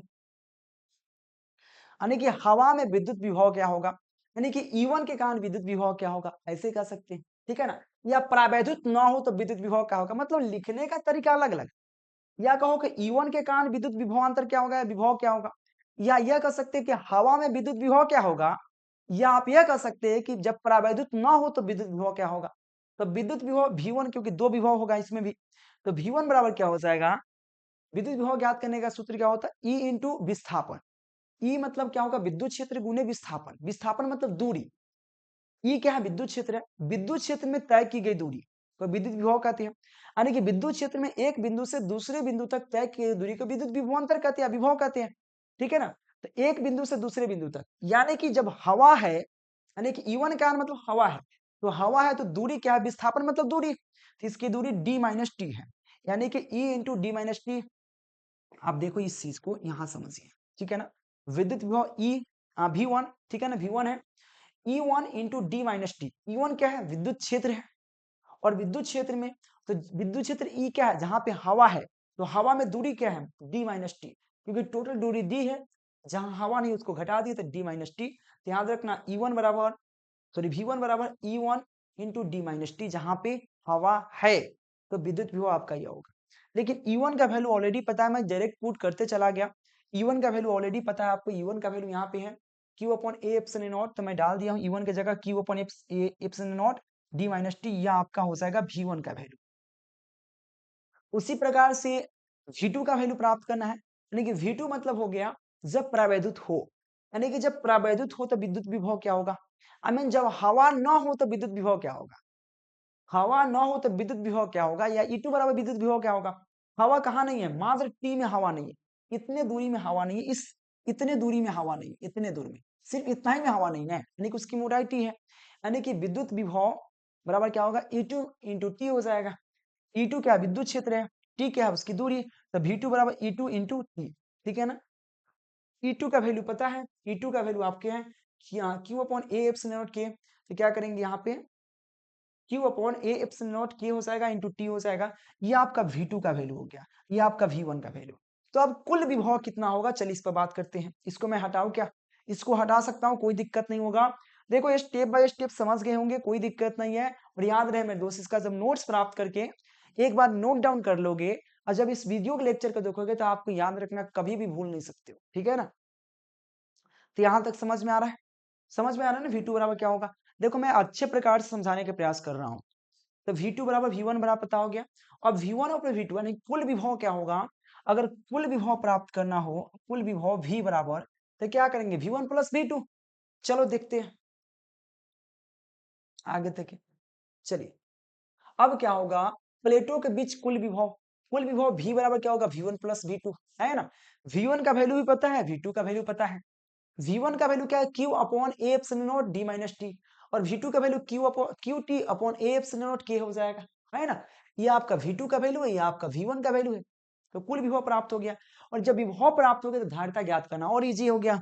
तो धारिता बराबर क्या होता है, धारिता बराबर सूत्र होता है, धारिता C1 इसलिए लिखे क्योंकि सी को मैं यहाँ पे ऑलरेडी मान चुका हूँ, C बराबर गया जब प्लेटों के बीच धारित ना हो तब, ठीक है ना। इसलिए मैं यहाँ पे C1 ले लिया, क्योंकि एक ही चीज को सी में डबल लिख देता तो आप कंफ्यूज हो जाते, ठीक है ना। तो यहाँ पे क्या, एक मिनट मेरे दोस्त,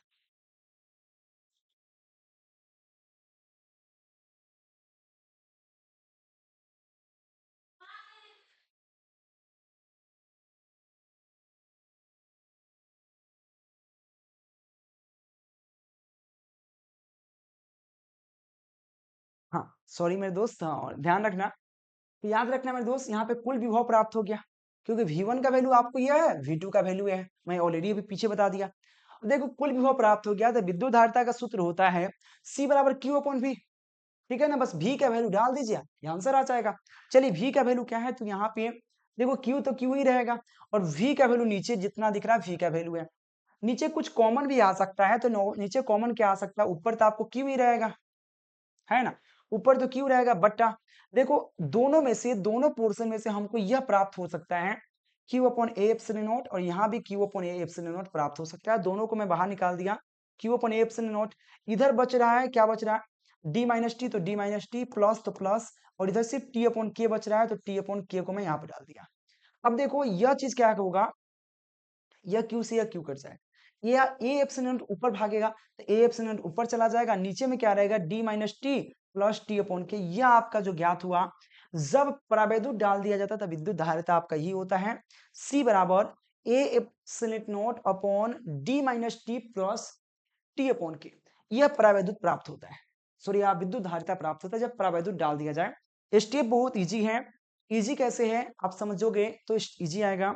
सिंपल है कि दो स्थिति प्राप्त होता है इसमें, एक हवा हो, हवा जब होगा, हवा कहाँ पे है, तो डी माइनस टी में हवा है, क्योंकि इधर भी हवा है, इसमें हवा है, इसमें हवा है।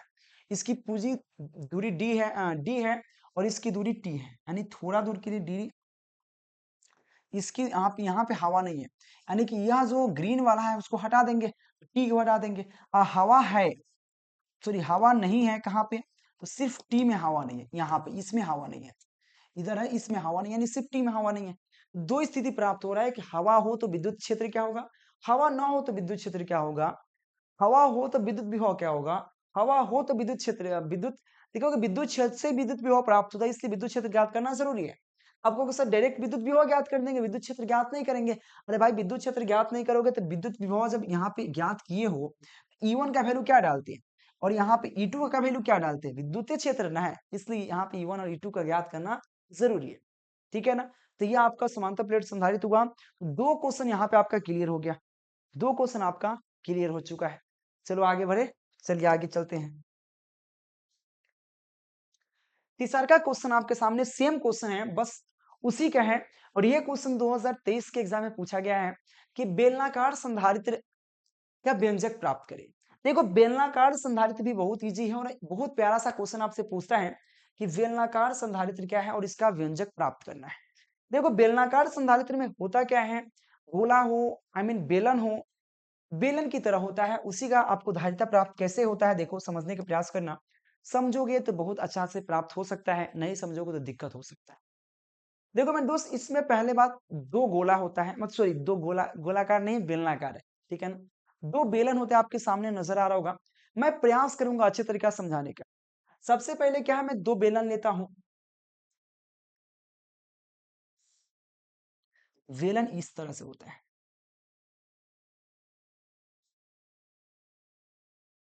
ठीक है ना, ये बेलन है। ये मान लेते हैं बड़ा मतलब एक अंदर का बेलन है, मैं फिर दो बेलन लेते हैं, इसमें दो बेलन,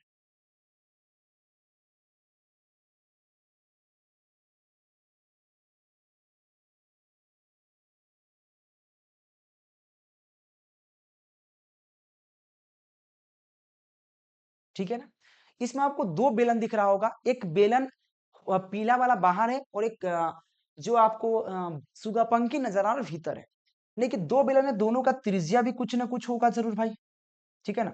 अब मान लेते हैं कि बाहर, भीतर वाला का त्रिज्या आपका है ए मान लेते हैं, भीतर वाला का त्रिज्या का आपका ए मान लेते हैं, और बाहर वाला त्रिज्या यानी कि बाहरी त्रिज्या जो बाहर से जुड़ा हुआ डायरेक्ट, इसको बी मान लेते हैं, ठीक है ना। दो हो गया, अब समझिए। अब देखो क्या कर देंगे, तीसरा एक बेलन, तीसरा बेलन की इसमें कल्पना करेंगे।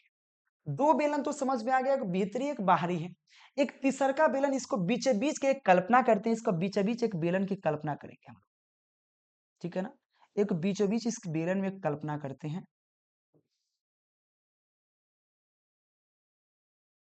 ठीक है ना। एक तीसरा बेलन जो होगा, येलो और सुगापंखी के बीच में एक बेलन बन गया, जिसकी त्रिज्या मैं मान लेता हूं, इसकी त्रिज्या में आर मान लेता हूं, ठीक है। अब समझिए, अब आपको थोड़ा धीरे धीरे समझ में आना शुरू होगा, थोड़ा हो सकता है कि इसमें कठिनाई हो, लेकिन कोई दिक्कत नहीं होने देंगे, इतना मैं गारंटी लेता हूं। देखो बेलनाकार संधारित्र के रूप में दो गोला ए और बी, दो गोला के दो बेलन, बेलन लेंगे, गोला नहीं बेलन लेंगे, बेलन ए और बी पर विचार किया जाए। यानी कि बेलनाकार संधारित्र के रूप में दो बेलन ए और बी पर विचार किया जाए, ए और बी पर विचार किया जाए, जिसकी त्रिज्या ए और बी है, जिसकी त्रिज्या मैंने ऑलरेडी क्लियर कर दिया, भीतर वाला की त्रिज्या ए, बाहर वाला की त्रिज्या बी है, ठीक है ना। और उसके बाद आगे बढ़ते हैं, विचार किया जाए, माना कि देखो एक और, माना कि कोई तीसरा, एक तीसरा बेलन की कल्पना करते हैं, मतलब इमेजिन करते हैं, सोचते हैं, एक तीसरा बेलन की कल्पना कर रहे हैं, जो आपको सामने यहाँ पे दिख रहा है, एक तीसरा बेलन इसके अंदर एक कल्पना कर रहे हैं, सोच रहे हैं, ठीक है ना, कल्पना की जाती है जिसकी त्रिज्या x है।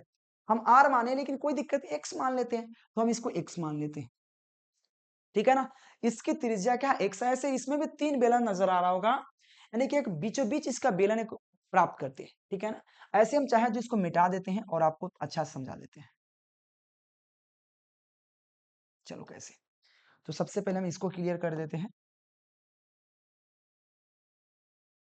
ठीक है। अब तीसरका जो माने बनाए हैं, तीसरका को बना देते हैं एक बार हम व्हाइट कलर से।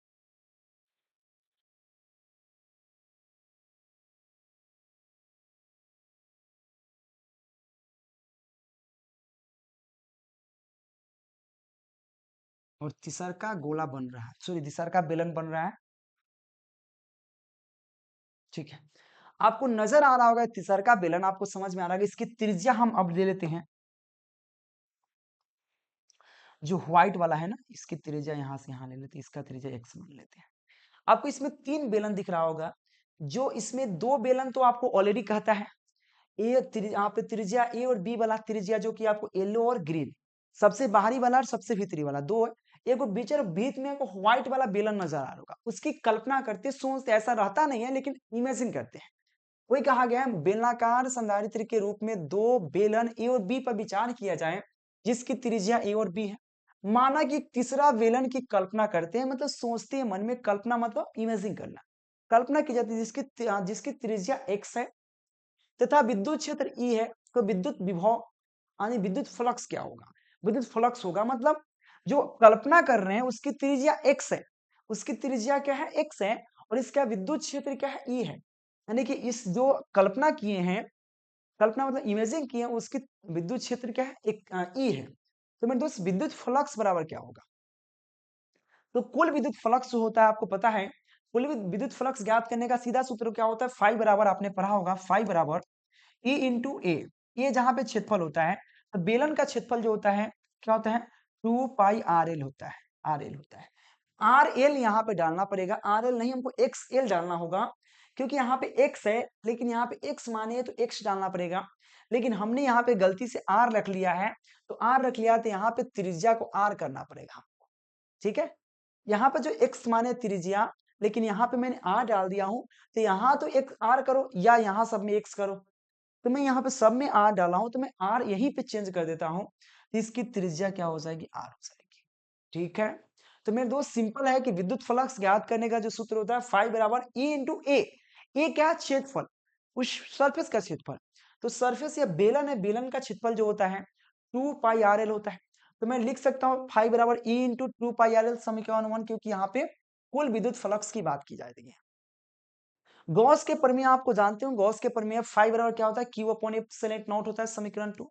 देखो समीकरण और 2 में दो आपको मतलब एक चीज कॉमन मिल रहा है, कि आपको लेफ्ट हैंड साइड बराबर है, यानी कि लेफ्ट हैंड साइड अगर दोनों का बराबर है तो राइट हैंड साइड भी बराबर होगा, है ना। यानी कि दाया पक्ष जब बराबर है, तब सॉरी बाया पक्ष बराबर, दाया पक्ष भी बराबर होगा, यानी कि आपको ई बराबर 2 पाई RL जो होगा, क्यू अपॉन एप्सिलॉन नॉट के बराबर होगा, क्योंकि ये भी बराबर होगा आपस में, है ना।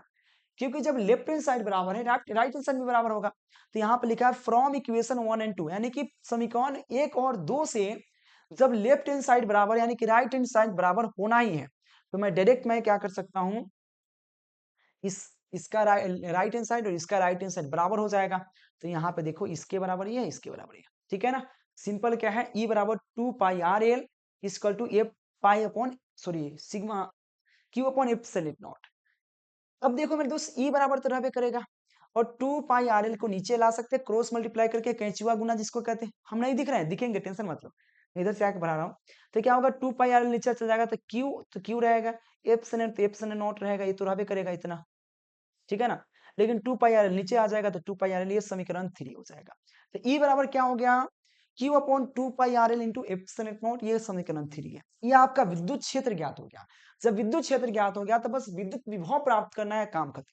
अब एक और चीज आपने सीखा होगा, बेलन ए और बी के बीच विभव की बात करें तो विद्युत विभव आपने सीखा होगा, एक सूत्र दिया था विद्युत विभव के लिए, क्या होता है आपने सीखा होगा, भी बराबर या ई बराबर, विद्युत क्षेत्र ई बराबर सीखा होगा minus DV upon D X, है ना, minus DV upon D X upon, सीखे कि नहीं, बहुत सारा फॉर्मूला विद्युत क्षेत्र ई बराबर जो होता है minus DV upon D X होता है, ठीक है।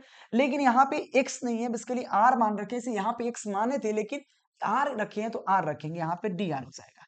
तो अगर भी प्राप्त करना हो तो डीवी इधर रखते हैं, इसकल टू क्या हो जाएगा, ई इधर आ जाएगा, या गुना चल जाएगा तो ई इंटू क्या हो जाएगा, minus e into d are हो जाएगा।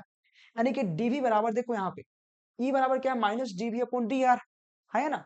अगर मैं यहाँ पे डीवी को इधर छोड़ दूं या डीवी को इधर ले आऊं, चाहे डीवी को छोड़ को डायरेक्ट में इसको इधर करूं, तो क्या होगा, यहाँ पे डीवी बराबर minus e into d are हो जाएगा, है ना। तो मैं यहाँ पे डायरेक्ट में क्या लिख दिया, डीवी बराबर minus e into d are. और ये बेसिकली क्या है, छोटा सा विभव की बात कर रहे हैं, या इस बेलन की जो कल्पना की इसकी छोटी सी विभव की बात कर रहे हैं। और पूरे विभव ज्ञात करने के लिए हमको क्या करना पड़ेगा, इसका इंटीग्रेशन करना पड़ेगा, मैं पहले क्लियर कर दिया हूं, है ना। तो इसका पूरे इंटीग्रेशन ज्ञात करने के लिए छोटा सा विभव जो है बस इसका इंटीग्रेशन कर देंगे। अब इंटीग्रेशन कहां से कहां करेंगे इसकी भी बात है।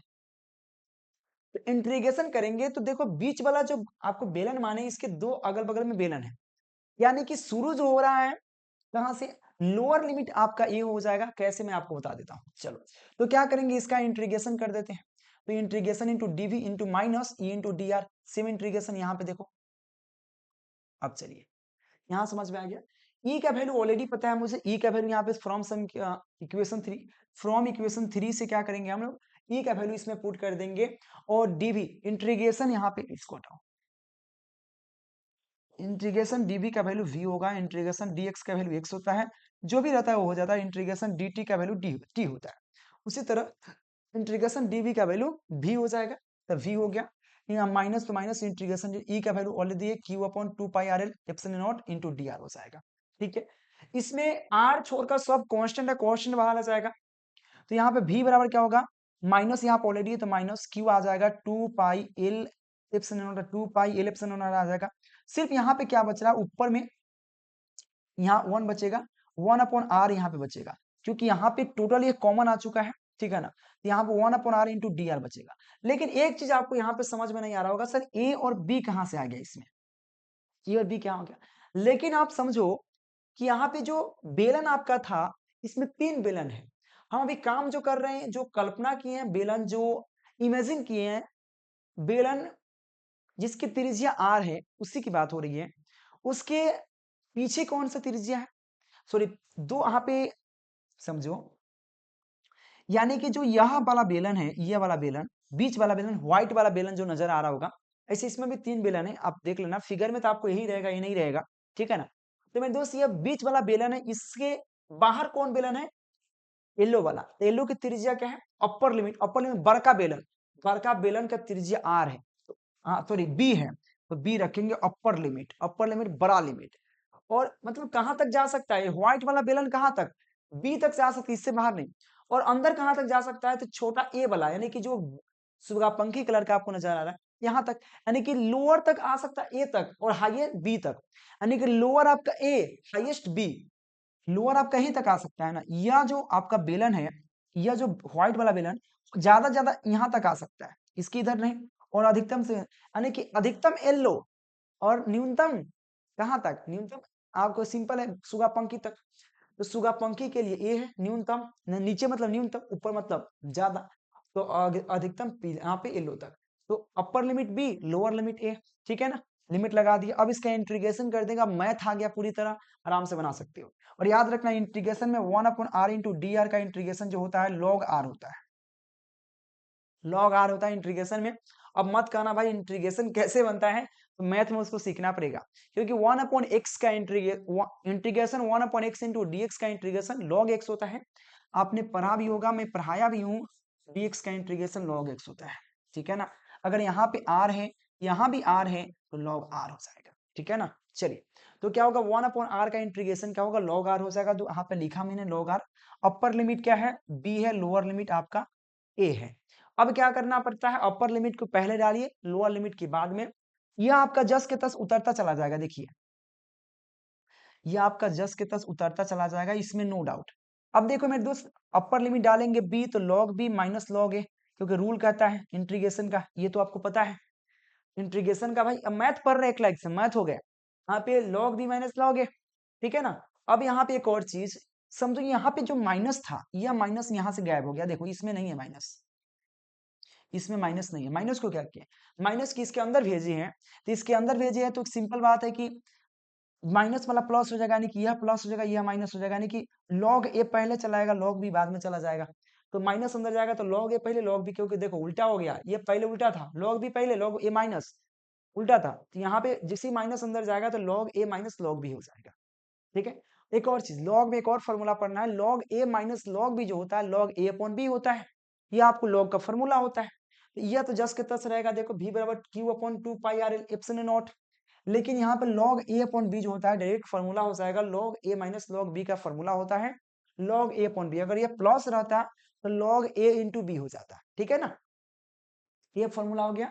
ये अब इसके लिए v का वैल्यू फाइन हो गया। जब v का वैल्यू फाइन हो गया तो धारिता ज्ञात करना बहुत इजी हो जाता है। कैसे देखो, तो धारिता, अब संधारित्र की धारिता क्या, c बराबर q अपॉन v। बस v का वैल्यू डाल दीजिए, आंसर आ जाएगा। तो q तो रहबे करेगा ऊपर में, है ना,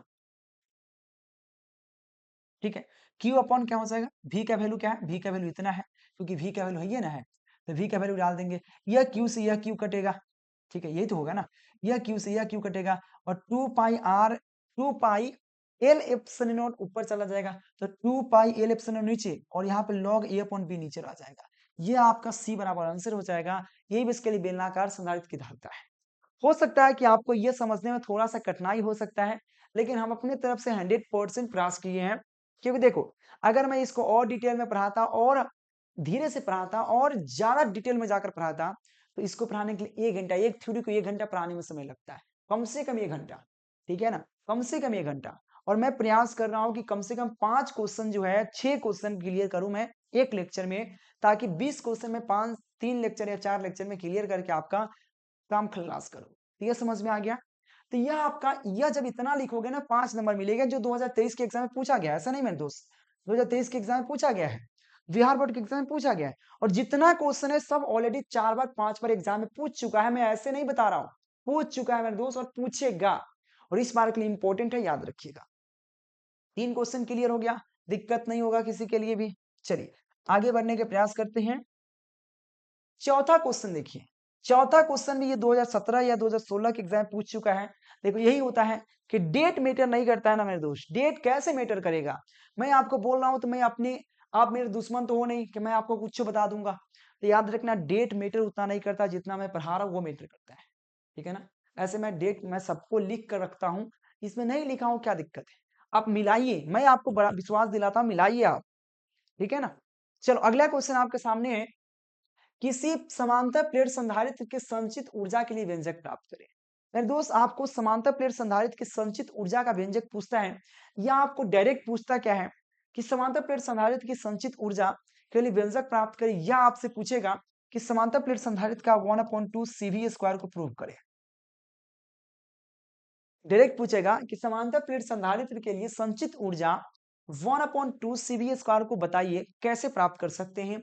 और ये क्वेश्चन ऑलरेडी पूछा गया है, ध्यान रखना। जो यहाँ आपको प्रूफ करके आया है, देखो U बराबर 1/2 CV स्क्वायर, ये आपको कहेगा कैसे आया, प्रूफ करके बताइए।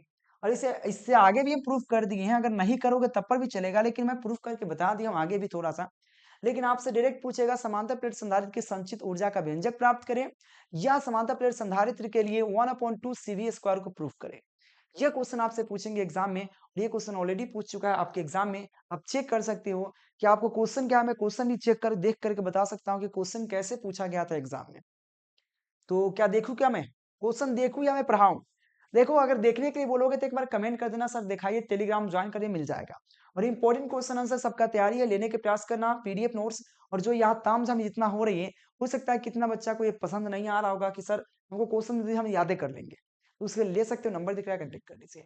याद रखना मेरे दोस्त, चित्र में एक समांतर प्लेट संधारित्र दिया गया है, जो मैं बना भी सकता हूँ समांतर प्लेट संधारित्र। चलो बना देता हूँ। इस पर आपको अगर मान लेते इस पर प्लस क्यू आवेश है, इस पर माइनस क्यू आवेश है, ठीक है ना। इस पर मैं प्लस प्लस चार्ज को पुट कर देता हूँ,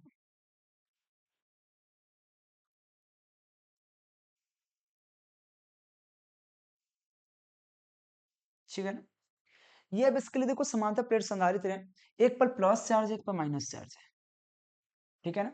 एक पर प्लस चार्ज है, एक पर माइनस चार्ज है, इसके बीच का विभवांतर v है, ठीक है ना।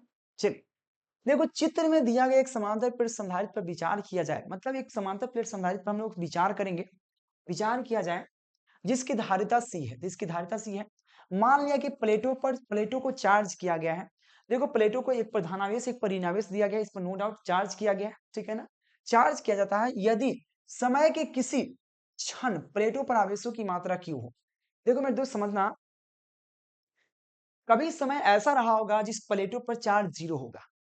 ये समाज रख याद रखना, एक चीज यहाँ पे बहुत महत्वपूर्ण बताया, जो कहा गया लिखा गया कि किसी समय, यहाँ यदि समय के किसी क्षण, मतलब किसी क्षण आवेशों की मात्रा Q है, मतलब सबसे पहले प्लेट जब बना उस समय इस पर आवेश 0 था, यानी कि जब आगे चलेंगे तो लिमिट जब इसका लगाएंगे तो पहले 0 से शुरू करेंगे। क्या है कि जब इसको चार्ज किए शुरू किए होंगे तो पहले 0 से शुरू किए होंगे, तो इसका पहला चार्ज 0 था। लेकिन कुछ समय बाद, कितना हो सकता है, कितना हो समय बाद आवेशों की मात्रा कहां तक गया, मतलब किसी क्षण क्यों रहा होगा। क्यों मतलब कंफर्म नहीं, कितना 10 20 50 60, क्यों मान लिया गया अनंत। जैसे अनंत मान लेते, एन मानने का मतलब होता है एन मतलब अनंत, इसका वैल्यू कुछ भी हो सकता है। उसी बात है कि जब किसी समय इसका आवेश का मात्रा इस पर आवेश सुन रहा होगा, लेकिन किसी क्षण कुछ समय बाद इस पर आवेशों की मात्रा क्यों हो, तो ये कहता है यदि समय के किसी क्षण प्लेटों पर आवेशों की मात्रा क्यों हो, तो प्लेटों के बीच विभवांतर का मान होगा। विभवांतर कैसे प्राप्त कर सकते हैं, v बराबर धारिता C बराबर, आपने सूत्र पढ़ा होगा Q अपॉन V, ये तो पढ़िए। धारिता C बराबर क्या होता है, Q अपॉन V। C कहाँ संधारित्र है, Q आवेश है, V क्या विभव है, तो क्रॉस मल्टीप्लाई कर दे, V बराबर क्या होगा, Q अपॉन C हो जाएगा, है ना। तो देखो मेरे दोस्त यहाँ पे C बराबर Q अपॉन V धारिता से, धारिता का सूत्र है ना। चलो आगे बढ़ते हैं, तो क्या होगा, V बराबर Q अपॉन C हो जाएगा। Q अपॉन C है विद्युत विभव बराबर सूत्र हो जाएगा, विभवांतर बराबर सूत्र हो जाएगा। आगे बढ़ते हैं, चलिए अब संधारित्र के अतिरिक्त आवेश dq दे दिया जाए। अगर ये संधारित्र है, इस पर अतिरिक्त आवेश मतलब अलग से आवेश दे दिया जाता है। ये तो ऑलरेडी आवेशित है, ऑलरेडी चार्ज है, लेकिन अतिरिक्त आवेश dq मतलब बहुत छोटा सा आवेश, मतलब तनिका सा आवेश इसमें दे दिया जाता है। वही कहा गया है, यदि संधारित्र पर एक अतिरिक्त आवेश dq दे दिया जाता है तो किया गया कार्य क्या होगा, तो किया गया कार्य dw, क्योंकि छोटा सा आवेश देंगे तो छोटा सा कार्य होगा, तो dw जो हो जाएगा क्या हो जाएगा, dw जो हो जाएगा आपको v बराबर v इंटू डी, इस क्या हो जाएगा, dq हो जाएगा, dq हो जाएगा ना। कार्य बराबर क्या होता है, विभव बराबर क्या होता है, विभव आपको जो आपने पढ़ा होगा, आवेश बराबर जो होता है कार्य विभव होता है। आवेश बराबर कार्य विभव होता है, या कार्य बराबर विभव गुणे आप आवेश होता है। तो क्या होगा, कार्य बराबर W बराबर क्या होगा, V इंटू डी क्यू हो जाएगा। अगर बात करें, अगर हम डायरेक्टली W बराबर जो कार्य बराबर होता है विभव गुणे आवेश, तो यहाँ पे V गुणे क्या हो जाएगा, V गुणे आवेश Q, V क्यू हो जाएगा, W और V क्यों हो जाएगा। अगर यहाँ पे छोटा सा अल्पांश की बात कर रहे हैं, जब कार्य छोटा सा करना पड़ रहा है तो इसका आवेश भी छोटा कम लगेगा, dq लगेगा। तो ये कहा गया जब dq आवेश दिया गया था, कार्य भी छोटा होगा, यानी कि dw बराबर v इंटू डी हो जाएगा। अब क्या करेंगे, पूरा कार्य पता करने का प्रयास करेंगे, पूरा कार्य क्या है, पूरा कार्य ज्ञात करना, बस इंटीग्रेशन करेंगे। बस क्या करेंगे, इधर इंटीग्रेशन, तो क्या होगा, इंटीग्रेशन dw बराबर क्या होगा, इंटीग्रेशन v इंटू डी, सीधा लिखा हुआ है। अब संधारित्र पर कुल आवेश के कारण, पहले छोटे से तनका आवेश के कारण कार्य ज्ञात किए, तो अब पूर्ण आवेश के कारण कार्य ज्ञात करेंगे। तो अब संधारित्र पर कुल आवेश के कारण किया गया कार्य का कार्य होगा, इसी का इंटीग्रेशन कर देंगे, तो डी इंटीग्रेशन डी डब्ल्यू equal to integration v into d q, ठीक है ना। आगे चलिए, आपको पता है इसका इंटीग्रेशन करेंगे तो W प्राप्त हो जाएगा। आगे चलिए, W हो गया। अभी देखिए, अब यहाँ पे जो कार्य ज्ञात कर रहे हैं, तो इस पर देखो, क्या कुल आवेश के कारण, कुल आवेश क्या है, आवेश जो था पहले जीरो से शुरू हुआ, कहां तक आवेशित हुआ, क्यू तक आवेशित हुआ। सीधा यहाँ पे कहा गया है यदि समय के किसी क्षण में आवेशों की मात्रा क्यू हो, यानी कि आवेश सबसे पहले यहाँ पे चार्ज करना शुरू किए होंगे तो जीरो से शुरू किए होंगे, कहां तक गया है, क्यू तक। यानी कि शुरू कहां, जीरो से किए, कहां तक, क्यू तक। यानी कि lower limit zero, upper limit Q. तो डब्ल्यू बराबर क्या होगा, lower limit Q, lower limit zero और अपर लिमिट क्यू, यानी कि जीरो से क्यू तक। अब देखो v का वैल्यू, देखो यहाँ पे v जो है, v का वैल्यू मैं यहाँ पे डाल सकता हूँ क्यू अपॉन सी, कहां से, तो यहाँ से, ठीक है ना, क्यू अपॉन सी। डी डब्ल्यू तो डी डब्ल्यू रहेगा। चलिए अब देखो यहाँ पे वन अपॉन सी तो बाहर आ जाएगा, इंटीग्रेशन जीरो से क्यू रहेगा, और यहाँ पे क्यू इंटू डी क्यू हो जाएगा। और आपको पता है इंटीग्रेशन में लिमिट की बात तो बाद में होता है, पहले समझिए। इंटीग्रेशन अगर यहाँ पे एक्स इंटू डी एक्स होता है तो इसका इंटीग्रेशन एक्स स्क्वायर बटे टू होता है, ठीक है ना। अगर यहाँ पे एक्स हटाकर मैं यहाँ पे इंटीग्रेशन के जगह integration Q into d Q कर देता हूँ तो इसका इंटीग्रेशन क्यू स्क्वायर बटे टू हो जाएगा, ये तो होगा। तो क्या होगा, वन अपॉन सी तो रहबे करेगा, जीरो से लिमिट, यहाँ पे क्यू का इंटीग्रेशन करेंगे तो क्या होगा, क्यू स्क्वायर बटे टू। अब यहाँ पे lower limit zero, upper limit, integration अब मैथ आ चुका है, क्यू हो जाएगा। अब देखो एक बार अपर लिमिट को डाल देंगे क्यू को, तो वन अपॉन सी, अब क्या करेंगे, क्यू डालेंगे क्यू की जगह तो क्यू बटे टू माइनस, अब जीरो डालेंगे क्यू की जगह तो क्यू की जगह जीरो बटे टू हो जाएगा। अब देखो मेरे दोस्त, डब्ल्यू बराबर one upon two Q square बटे टू, क्यू स्क्वायर बटे सी, क्योंकि देखो टू को मैं बाहर कर दिया, सी को अंदर कर दिया, क्योंकि देखो जीरो में जब टू से भाग देंगे तो जीरो आएगा, तो इसका वैल्यू जो होगा हमको प्राप्त होगा डब्ल्यू बराबर, यहाँ डब्ल्यू बराबर मैं लिख देता हूँ डायरेक्ट, क्या वन अपॉन सी रहेगा, वन अपॉन सी इंटू में क्या होगा, क्यू स्क्वायर बटे टू होगा, क्यू स्क्वायर बटे टू।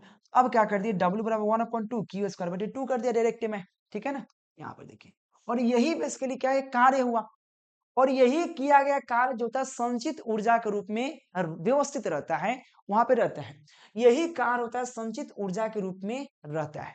और यही आपको ऊर्जा प्राप्त करने के लिए बोला, संचित ऊर्जा क्या होगा, तो जो किया गया कार्य होता है वही बेसिकली संचित ऊर्जा के रूप में वहां पर व्यक्त रहता है। याद रखना मेरे दोस्त, यही किया गया कार्य जो होता है संचित ऊर्जा के रूप में व्यक्त होता है, ठीक है ना।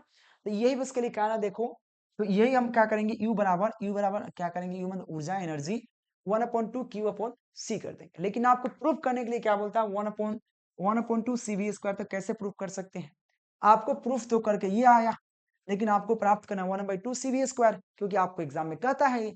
चलो, तो बट आपको क्यू बराबर क्या है, सी, यहाँ पे देखो, बट आपको क्यू बराबर सी भी, क्यू बराबर सी भी कैसे आएगा, तो यहाँ पे संधारित्र की धारिता बराबर क्या होता है, सी बराबर क्यू अपॉन बी, तो क्रॉस मल्टीप्लाई करेंगे तो यहाँ पे क्यू बराबर सी भी नहीं हो जाएगा, तो क्या करेंगे, क्यू की जगह सी भी डाल देंगे। अब क्या करेंगे, यहाँ पे क्यू है, इस क्यू की जगह सी भी डालेंगे तो सी बी स्क्वायर, अब सी स्क्वायर भी स्क्वायर हो जाएगा, एक सी से एक सी कट जाएगा, तो ऊपर बचेगा सी भी स्क्वायर, तो one upon two c b square हो जाएगा, तो यू बराबर one upon two c b square. अगर चाहे तो इसमें आप डाल सकते हैं सी बराबर क्यू अपॉन भी, सी बराबर क्यू अपॉन भी, ये भी डाल सकते हैं, चेक कर सकते हैं। तो बट यह जो समीकरण आपका, एक तो प्रूफ ये हो के आया, पहला नंबर प्रूफ हो गया, दूसरा का नंबर प्रूफ हो गया, फिर इसमें चाहे तो आप सी की जगह आप क्यू अपॉन वी डाल दीजिए, तो सी की जगह क्या करेंगे, क्यू अपॉन वी डालेंगे, तो क्यू अपॉन वी डालेंगे, एक भी से एक भी कट जाएगा, तो क्या बचेगा, यहाँ पे तीसरा का स्टेप में आएगा वन अपॉन टू क्यू भी, ये तीसरा का स्टेप, यानी कि तीन तीन फार्मूला आपको प्रूफ करके आ गया ऊर्जा बराबर। देखो मेरे दोस्त, ये ज्यादा कुछ है नहीं, बहुत इजी क्वेश्चन था, ये क्वेश्चन ऑलरेडी पूछा गया है, मैं इसीलिए आया हूँ, ज्यादा कुछ है नहीं। ऐसा भी मेन अभी क्वेश्चन बहुत सारा बाकी है, एक क्वेश्चन और पढ़ा देता हूँ इस लेक्चर में, उसके बाद मैं इस लेक्चर को खत्म कर दूंगा, और फिर क्या करूंगा, फिर धीरे धीरे आपको पढ़ाने के प्रयास करूंगा, ठीक है ना। चलिए, और देखता हूँ कि कितना क्लासेस हो गया, कितना बड़ा हो गया, ज्यादा हुआ नहीं है, 1 घंटे के करीब हुआ है, फिर भी 4 क्वेश्चन को मैं क्लियर कर दिया। मैं आगे बढ़ने के प्रयास करता हूँ, अगला क्वेश्चन क्या है, अगला क्वेश्चन और इजी है, जो मैं ऑलरेडी पढ़ा चुका हूँ। वांडी ग्राफ जनित्र क्या होता है मेरे मित्र, वांडी ग्राफ जनित्र की बात करें, और वांडी ग्राफ जनित्र भी आपके एग्जाम में खूब पूछता है, और वांडी ग्राफ जनित्र जो आपके एग्जाम में पूछता भी है और इंपॉर्टेंट भी है। मेरे दोस्त याद रखना, अभी तक आपने पीडीएफ नोट्स नहीं लिया, नंबर दिख रहा है, कंटेक्ट जरूर करना। वांडी ग्राफ जनित्र बनाना बहुत इजी है, देखो कैसे, तो मैं बनाने के प्रयास करता हूँ ऐसे। यहाँ पे सर देखो, वांडी ग्राफ जनित्र क्या है, पहले उसको जानते हैं। चलिए, वांडी ग्राफ जनित्र उच्च उच्च स्थिर विद्युत वोल्टता जनित्र है, मतलब वांडी ग्राफ जनित्र है उच्च वोल्टता जनित्र है, मतलब काफी ज्यादा वोल्ट उत्पन्न करने वाला यंत्र होता है।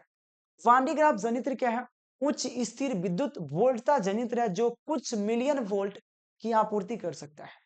कुछ मिलियन मिलियन 1 मिलियन में 10 लाख, कुछ मिलियन लगभग 6 से 8 मिलियन वोल्ट को उत्पन्न कर सकता है वान डी ग्राफ जनित्र। जो कुछ मिलियन वोल्ट को आपूर्ति कर सकता है, इसे रॉबर्ट रॉबर्ट जेमिसन वान डी ग्राफ ने, एक वान डी हमारे चाचा थे, तुम्हारे चाचा थे, किसी के चाचा थे या बाबा थे हो सकते हैं, याद रखना रॉबर्ट जेमिसन वान डी ग्राफ के द्वारा 1931 में जनित्र किया गया, मतलब डिजाइन किया गया था। तो यह मेन नहीं है, मेन तो आपको यहाँ से उद्देश्य है कि वान डी ग्राफ जनित्र क्या है। तो सिंपल एक वान डी ग्राफ जनित्र एक उच्च वोल्टा जनित्र है जो कुछ मिलियन वोल्ट को आपूर्ति कर सकता है। जरूरत नहीं वैज्ञानिक का नाम लिखना है, लेकिन अब मैं लिख दिया हूं, जिसे रॉबर्ट यहाँ पे जॉबर्ट जेमिसन ने यहाँ पे वान डी ग्राफ ने 1931 में डिजाइन किया था। चलो यहां तक समझ में आ गया, ये वान डी ग्राफ के बारे में था, इंग्लिश में भी है। इसका उद्देश्य क्या था, जो वान डी ग्राफ जनित्र जब बना था, इसका उद्देश्य क्या है। पहले फिगर की जरूरत नहीं पड़ता है, बनावट मतलब फिगर। देखो वान डी ग्राफ जनित्र क्या है, इसकी बनावट, क्रियाविधि, कार्य कैसे है, ए टू जेड लिखना पड़ेगा। तो इसका उद्देश्य क्या था, इस जनित्र के डिजाइन करने का मुख्य उद्देश्य उच्च कोटि के विभव को, उच्च कोटि के विभव यानी कि 6 से 8 मिलियन वोल्ट तक उत्पन्न करने के लिए किया गया था, उत्पन्न करना था। मैं दो सीधा उद्देश्य इसका बात है, उद्देश्य की बात करें, आप ये पर्पस की बात करें, इस जनित्र का डिजाइन करने का मुख्य उद्देश्य उच्च कोटि के विभव को उत्पन्न करना था, जो 6 से 8 मिलियन है। इसके सिद्धांत क्या है, 21 सिद्धांत पर कार्य करता है। पहले आप देखो एक स्टेप बाय स्टेप सिद्धांत क्या है। वान डी ग्राफ जनित्र इस सिद्धांत पर कार्य करता है कि किसी गोलीय कोष के बाहरी सतह पर बहुत अत्यधिक आवेश को आप स्थापित कर उसके विभव को बहुत अत्यधिक बनाया जा सकता है। मतलब ये आपको समझ में सिद्धांत तभी आएगा जब यह समझाऊंगा बनावट को और कार्य को। और समझिए इसको कि वान डी ग्राफ जनित्र इस सिद्धांत पर कार्य करता है, कि इसकी किसी बाहरी कोष, बाहरी कोष पर किसी गोले के कोष के बाहरी सतह पर बहुत अत्यधिक आवेशों को आप स्थापित कर विभव को बहुत अत्यधिक बढ़ाया जा सकता है। मतलब आपने देखा होगा यहाँ पे डीसी करंट जोड़ दिया जाता है मोटर के माध्यम से, और इस पर आवेशों की बौछार की जाती है, जो यहाँ पे बाहरी कोष पर देखो बहुत सारा आवेश एकत्र हो रहा है, और यहाँ से क्या कर सकते हैं हम लोग, आवेशों की मात्रा को विद्युत विभव को प्राप्त कर सकते हैं। तो वही कहा गया कि बाहरी कोष पर बहुत अत्यधिक आवेशों को स्थापित कर एकत्र करके उसको विद्युत विभव को बहुत अत्यधिक बढ़ाया जा सकता है। ठीक है ना, यह कार्य हुआ, मतलब यह सिद्धांत हुआ, यह उद्देश्य हुआ, इसका समझ में आ गया। अब बनावट की बात करें तो बनावट में जो फिगर है, बनावट में समझ में आएगा। फिगर में कुछ करने की जरूरत नहीं, फिगर में सिंपल है, क्या करते हैं, इसमें कुछ मीटर त्रिज्या का एक एक चालक पदार्थ से बना हुआ एक गोलीय कोष होता है।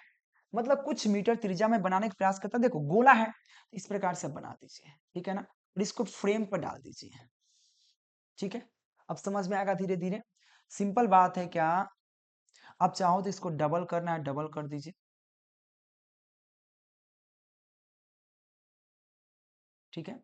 अब सिंपल कहा, ये कुछ मीटर त्रिज्या का एक गोलीय क्या चालक पदार्थ से बना हुआ गोलीय कोष होता है, जिसे विद्युत रोधी स्टेन पर यहाँ पे चित्रानुसार रख दिया जाता है। विद्युत रोधी स्टेन जो आपका यहाँ पे नजर आ रहा है, ये विद्युत रोधी स्टेन है। स्टेन मतलब समझ रहे हैं, विद्युत रोधी यानी कि जिससे विद्युत प्रवाहित नहीं होता है, स्टेन पर रखा हुआ है, ठीक है। विद्युत रोधी स्टेन पर रख दिया जाता है। हो सकता है कि थोड़ा टेढ़ा नजर आए, कोई दिक्कत नहीं, आप सीधा यहाँ पे देख सकते हैं, ठीक है ना। तो विद्युत रोधी स्टेन पर रख दिया गया है, चित्रानुसार रख दिया जाता है। कुचालक पदार्थ से बना हुआ एक बेल्ट होता है। देखो इसमें कुचालक पदार्थ से बना हुआ एक बेल्ट होता है इस तरह से, ठीक है ना। अब हो सकता है कि हमको सीधा ना बन रहा हम यहाँ पे टेढ़े बना दिए, थोड़ा सा सीधा करने का प्रयास करते हैं।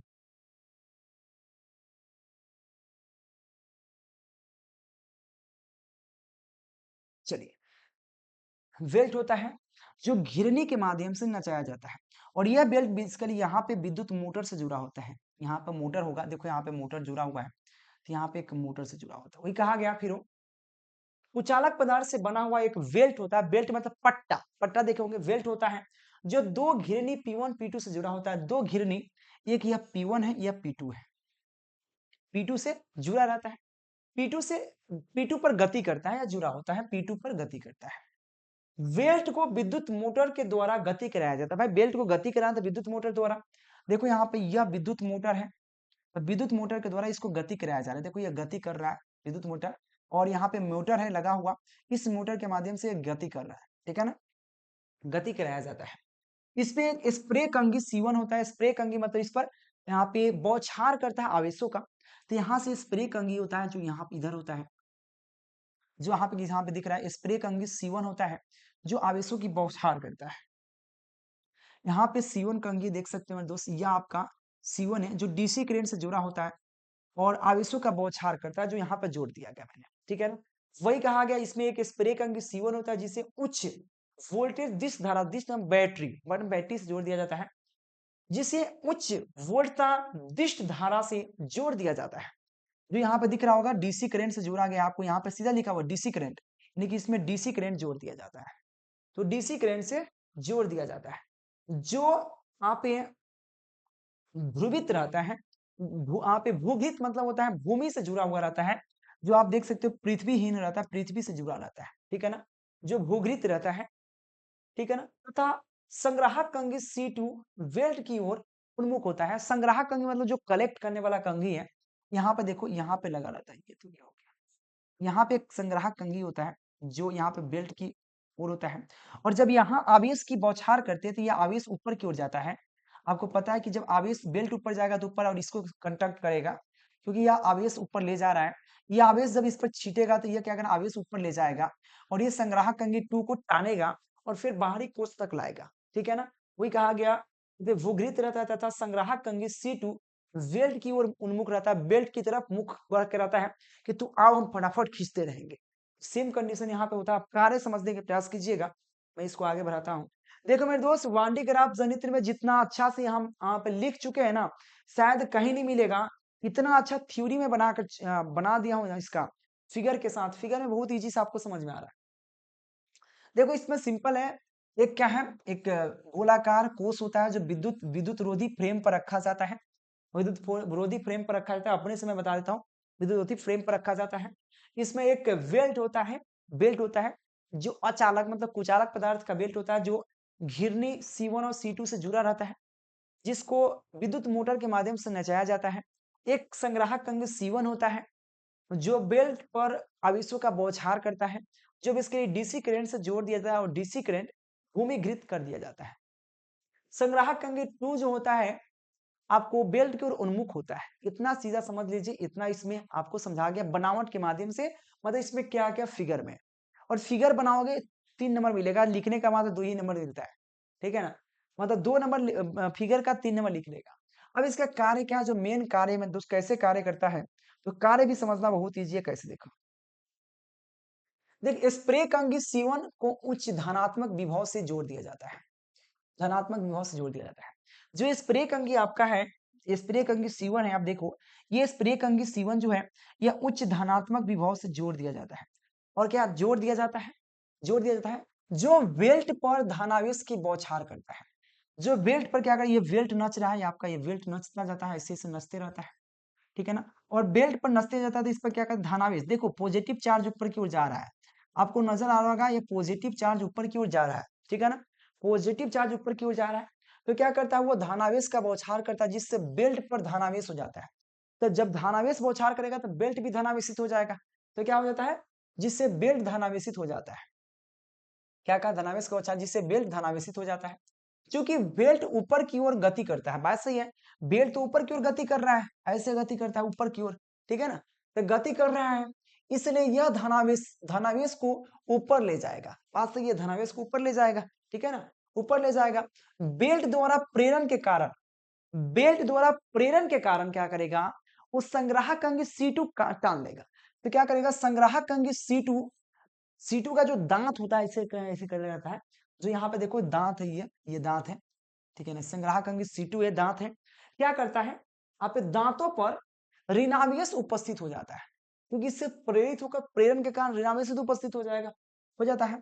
परिणाम स्वरूप गोला के बाहरी कोष पर, बात सही है भाई, जब यहाँ पर ऋणावेश उपस्थित हो जाएगा बाहर में तो उसके ऑपोजिट धनावेश उपस्थित हो जाएगा गोला में, तो ये कहा गोला के कोष के बाहर, या कोष के बाहर सतह पर धनावेश एकत्र होने लगेगा और यह प्रक्रिया लगातार करेंगे, यानी कि यहाँ पर जब धनावेश उपस्थित होना शुरू हो जाएगा, यह प्रक्रिया लगातार करेंगे तो बाहर और ज्यादा आवेश उपस्थित होने लगेगा और होते होते होते इतना ना आवेश उपस्थित हो जाएगा, बहुत सारा विभव प्राप्त हो जाएगा, बहुत ज्यादा करंट प्रवाहित होने लगेगा। तो परिणाम स्वरूप गोलीय कोष के बाहरी सतह पर धनावेश एकत्र होने लगता है और इस प्रकार लगातार गति कराकर गोलीय कोष के बाहरी सतह पर बहुत अत्यधिक धनावेश को एकत्र करके उच्च विभव को प्राप्त की जाती है। समझ में आया? देखो मेरे दोस्त, यह जो आपको बताया मैंने, ये एक बार में नहीं समझ में आएगा, मैं इतना गारंटी के साथ बोलता हूं।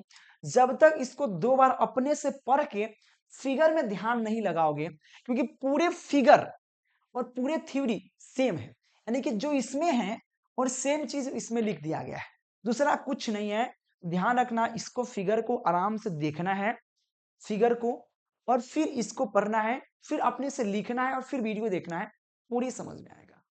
ठीक है, ऐसे आपको अभी तो आधा इधर ध्यान आधा उधर ध्यान नहीं, एक एक क्वेश्चन एक दिन में पढ़ो, एक क्वेश्चन एक दिन में लिखो, एक पूरे लेक्चर को एक दिन में मत देखो, एक ही वीडियो को एक दिन में देखो। मतलब इसमें एक वीडियो में 5 क्वेश्चन है, जैसे इस लेक्चर में तो इतना ही रहने वाला है। पीडीएफ नोट्स के लिए नंबर दिख रहा है, कांटेक्ट कर लीजिएगा, ठीक है ना। और PDF notes, sorry, PDF notes के लिए नंबर तो दिख ही नहीं रहा है, तो नंबर कैसे दिखेगा? चलो मैं अभी दिखाता हूँ। नंबर आपको डिस्क्रिप्शन में मिल जाएगा, या नंबर आपको मैं दिखा देता हूँ, 9117823062। इस पर कांटेक्ट कर लीजिए, या मैं अभी नंबर को थोड़ा सा शो कर देता हूँ फटाफट। अब देखो, आपको नंबर अब निश्चित दिख रहा होगा मेरे दोस्त, ठीक है ना। शो नहीं हो रहा था, 9117823062 पर कांटेक्ट करके ऑल सब्जेक्ट का पीडीएफ आप ले लीजिएगा, जिसमें आपको ये सब इन्वॉल्व होंगे और क्लासेस तो इन्वॉल्व हैं ही, ठीक है ना। ऑब्जेक्टिव के साथ शॉर्ट क्वेश्चन, लॉन्ग क्वेश्चन सब मिलेगा। तो मेरे दोस्त, इस लेक्चर में इतना ही रहेगा। नहीं समझ में आएगा तो वहां पे आप कमेंट जरूर कीजिएगा, सर समझ नहीं आया, तो मैं उसका समाधान मैं करूंगा, टेंशन मत लो। और 20 क्वेश्चन दूंगा, अभी 5 क्वेश्चन क्लियर हुआ और 5 क्वेश्चन अभी हुआ है, और धीरे धीरे करके 20 क्वेश्चन पढ़ाऊंगा, जिसमें से आपको 4 क्वेश्चन कोई नहीं छीनेगा एग्जाम में। आपके ऐसे जवाब देना है 3 क्वेश्चन का, लेकिन 4 क्वेश्चन आराम से आ जाएगा। 6 क्वेश्चन पूछता है आपके एग्जाम में, और इससे अच्छा क्या चाहिए। तो मेरे दोस्त, thank you watching for this video. आपका सपोर्ट की जरूरत है, प्लीज सपोर्ट करो यार, शेयर करो, बच्चे को लेके आओ यार, जो भी बच्चा लोग पढ़ रहा है उनको बताइए, लेके आइए, ठीक है ना। Thank you.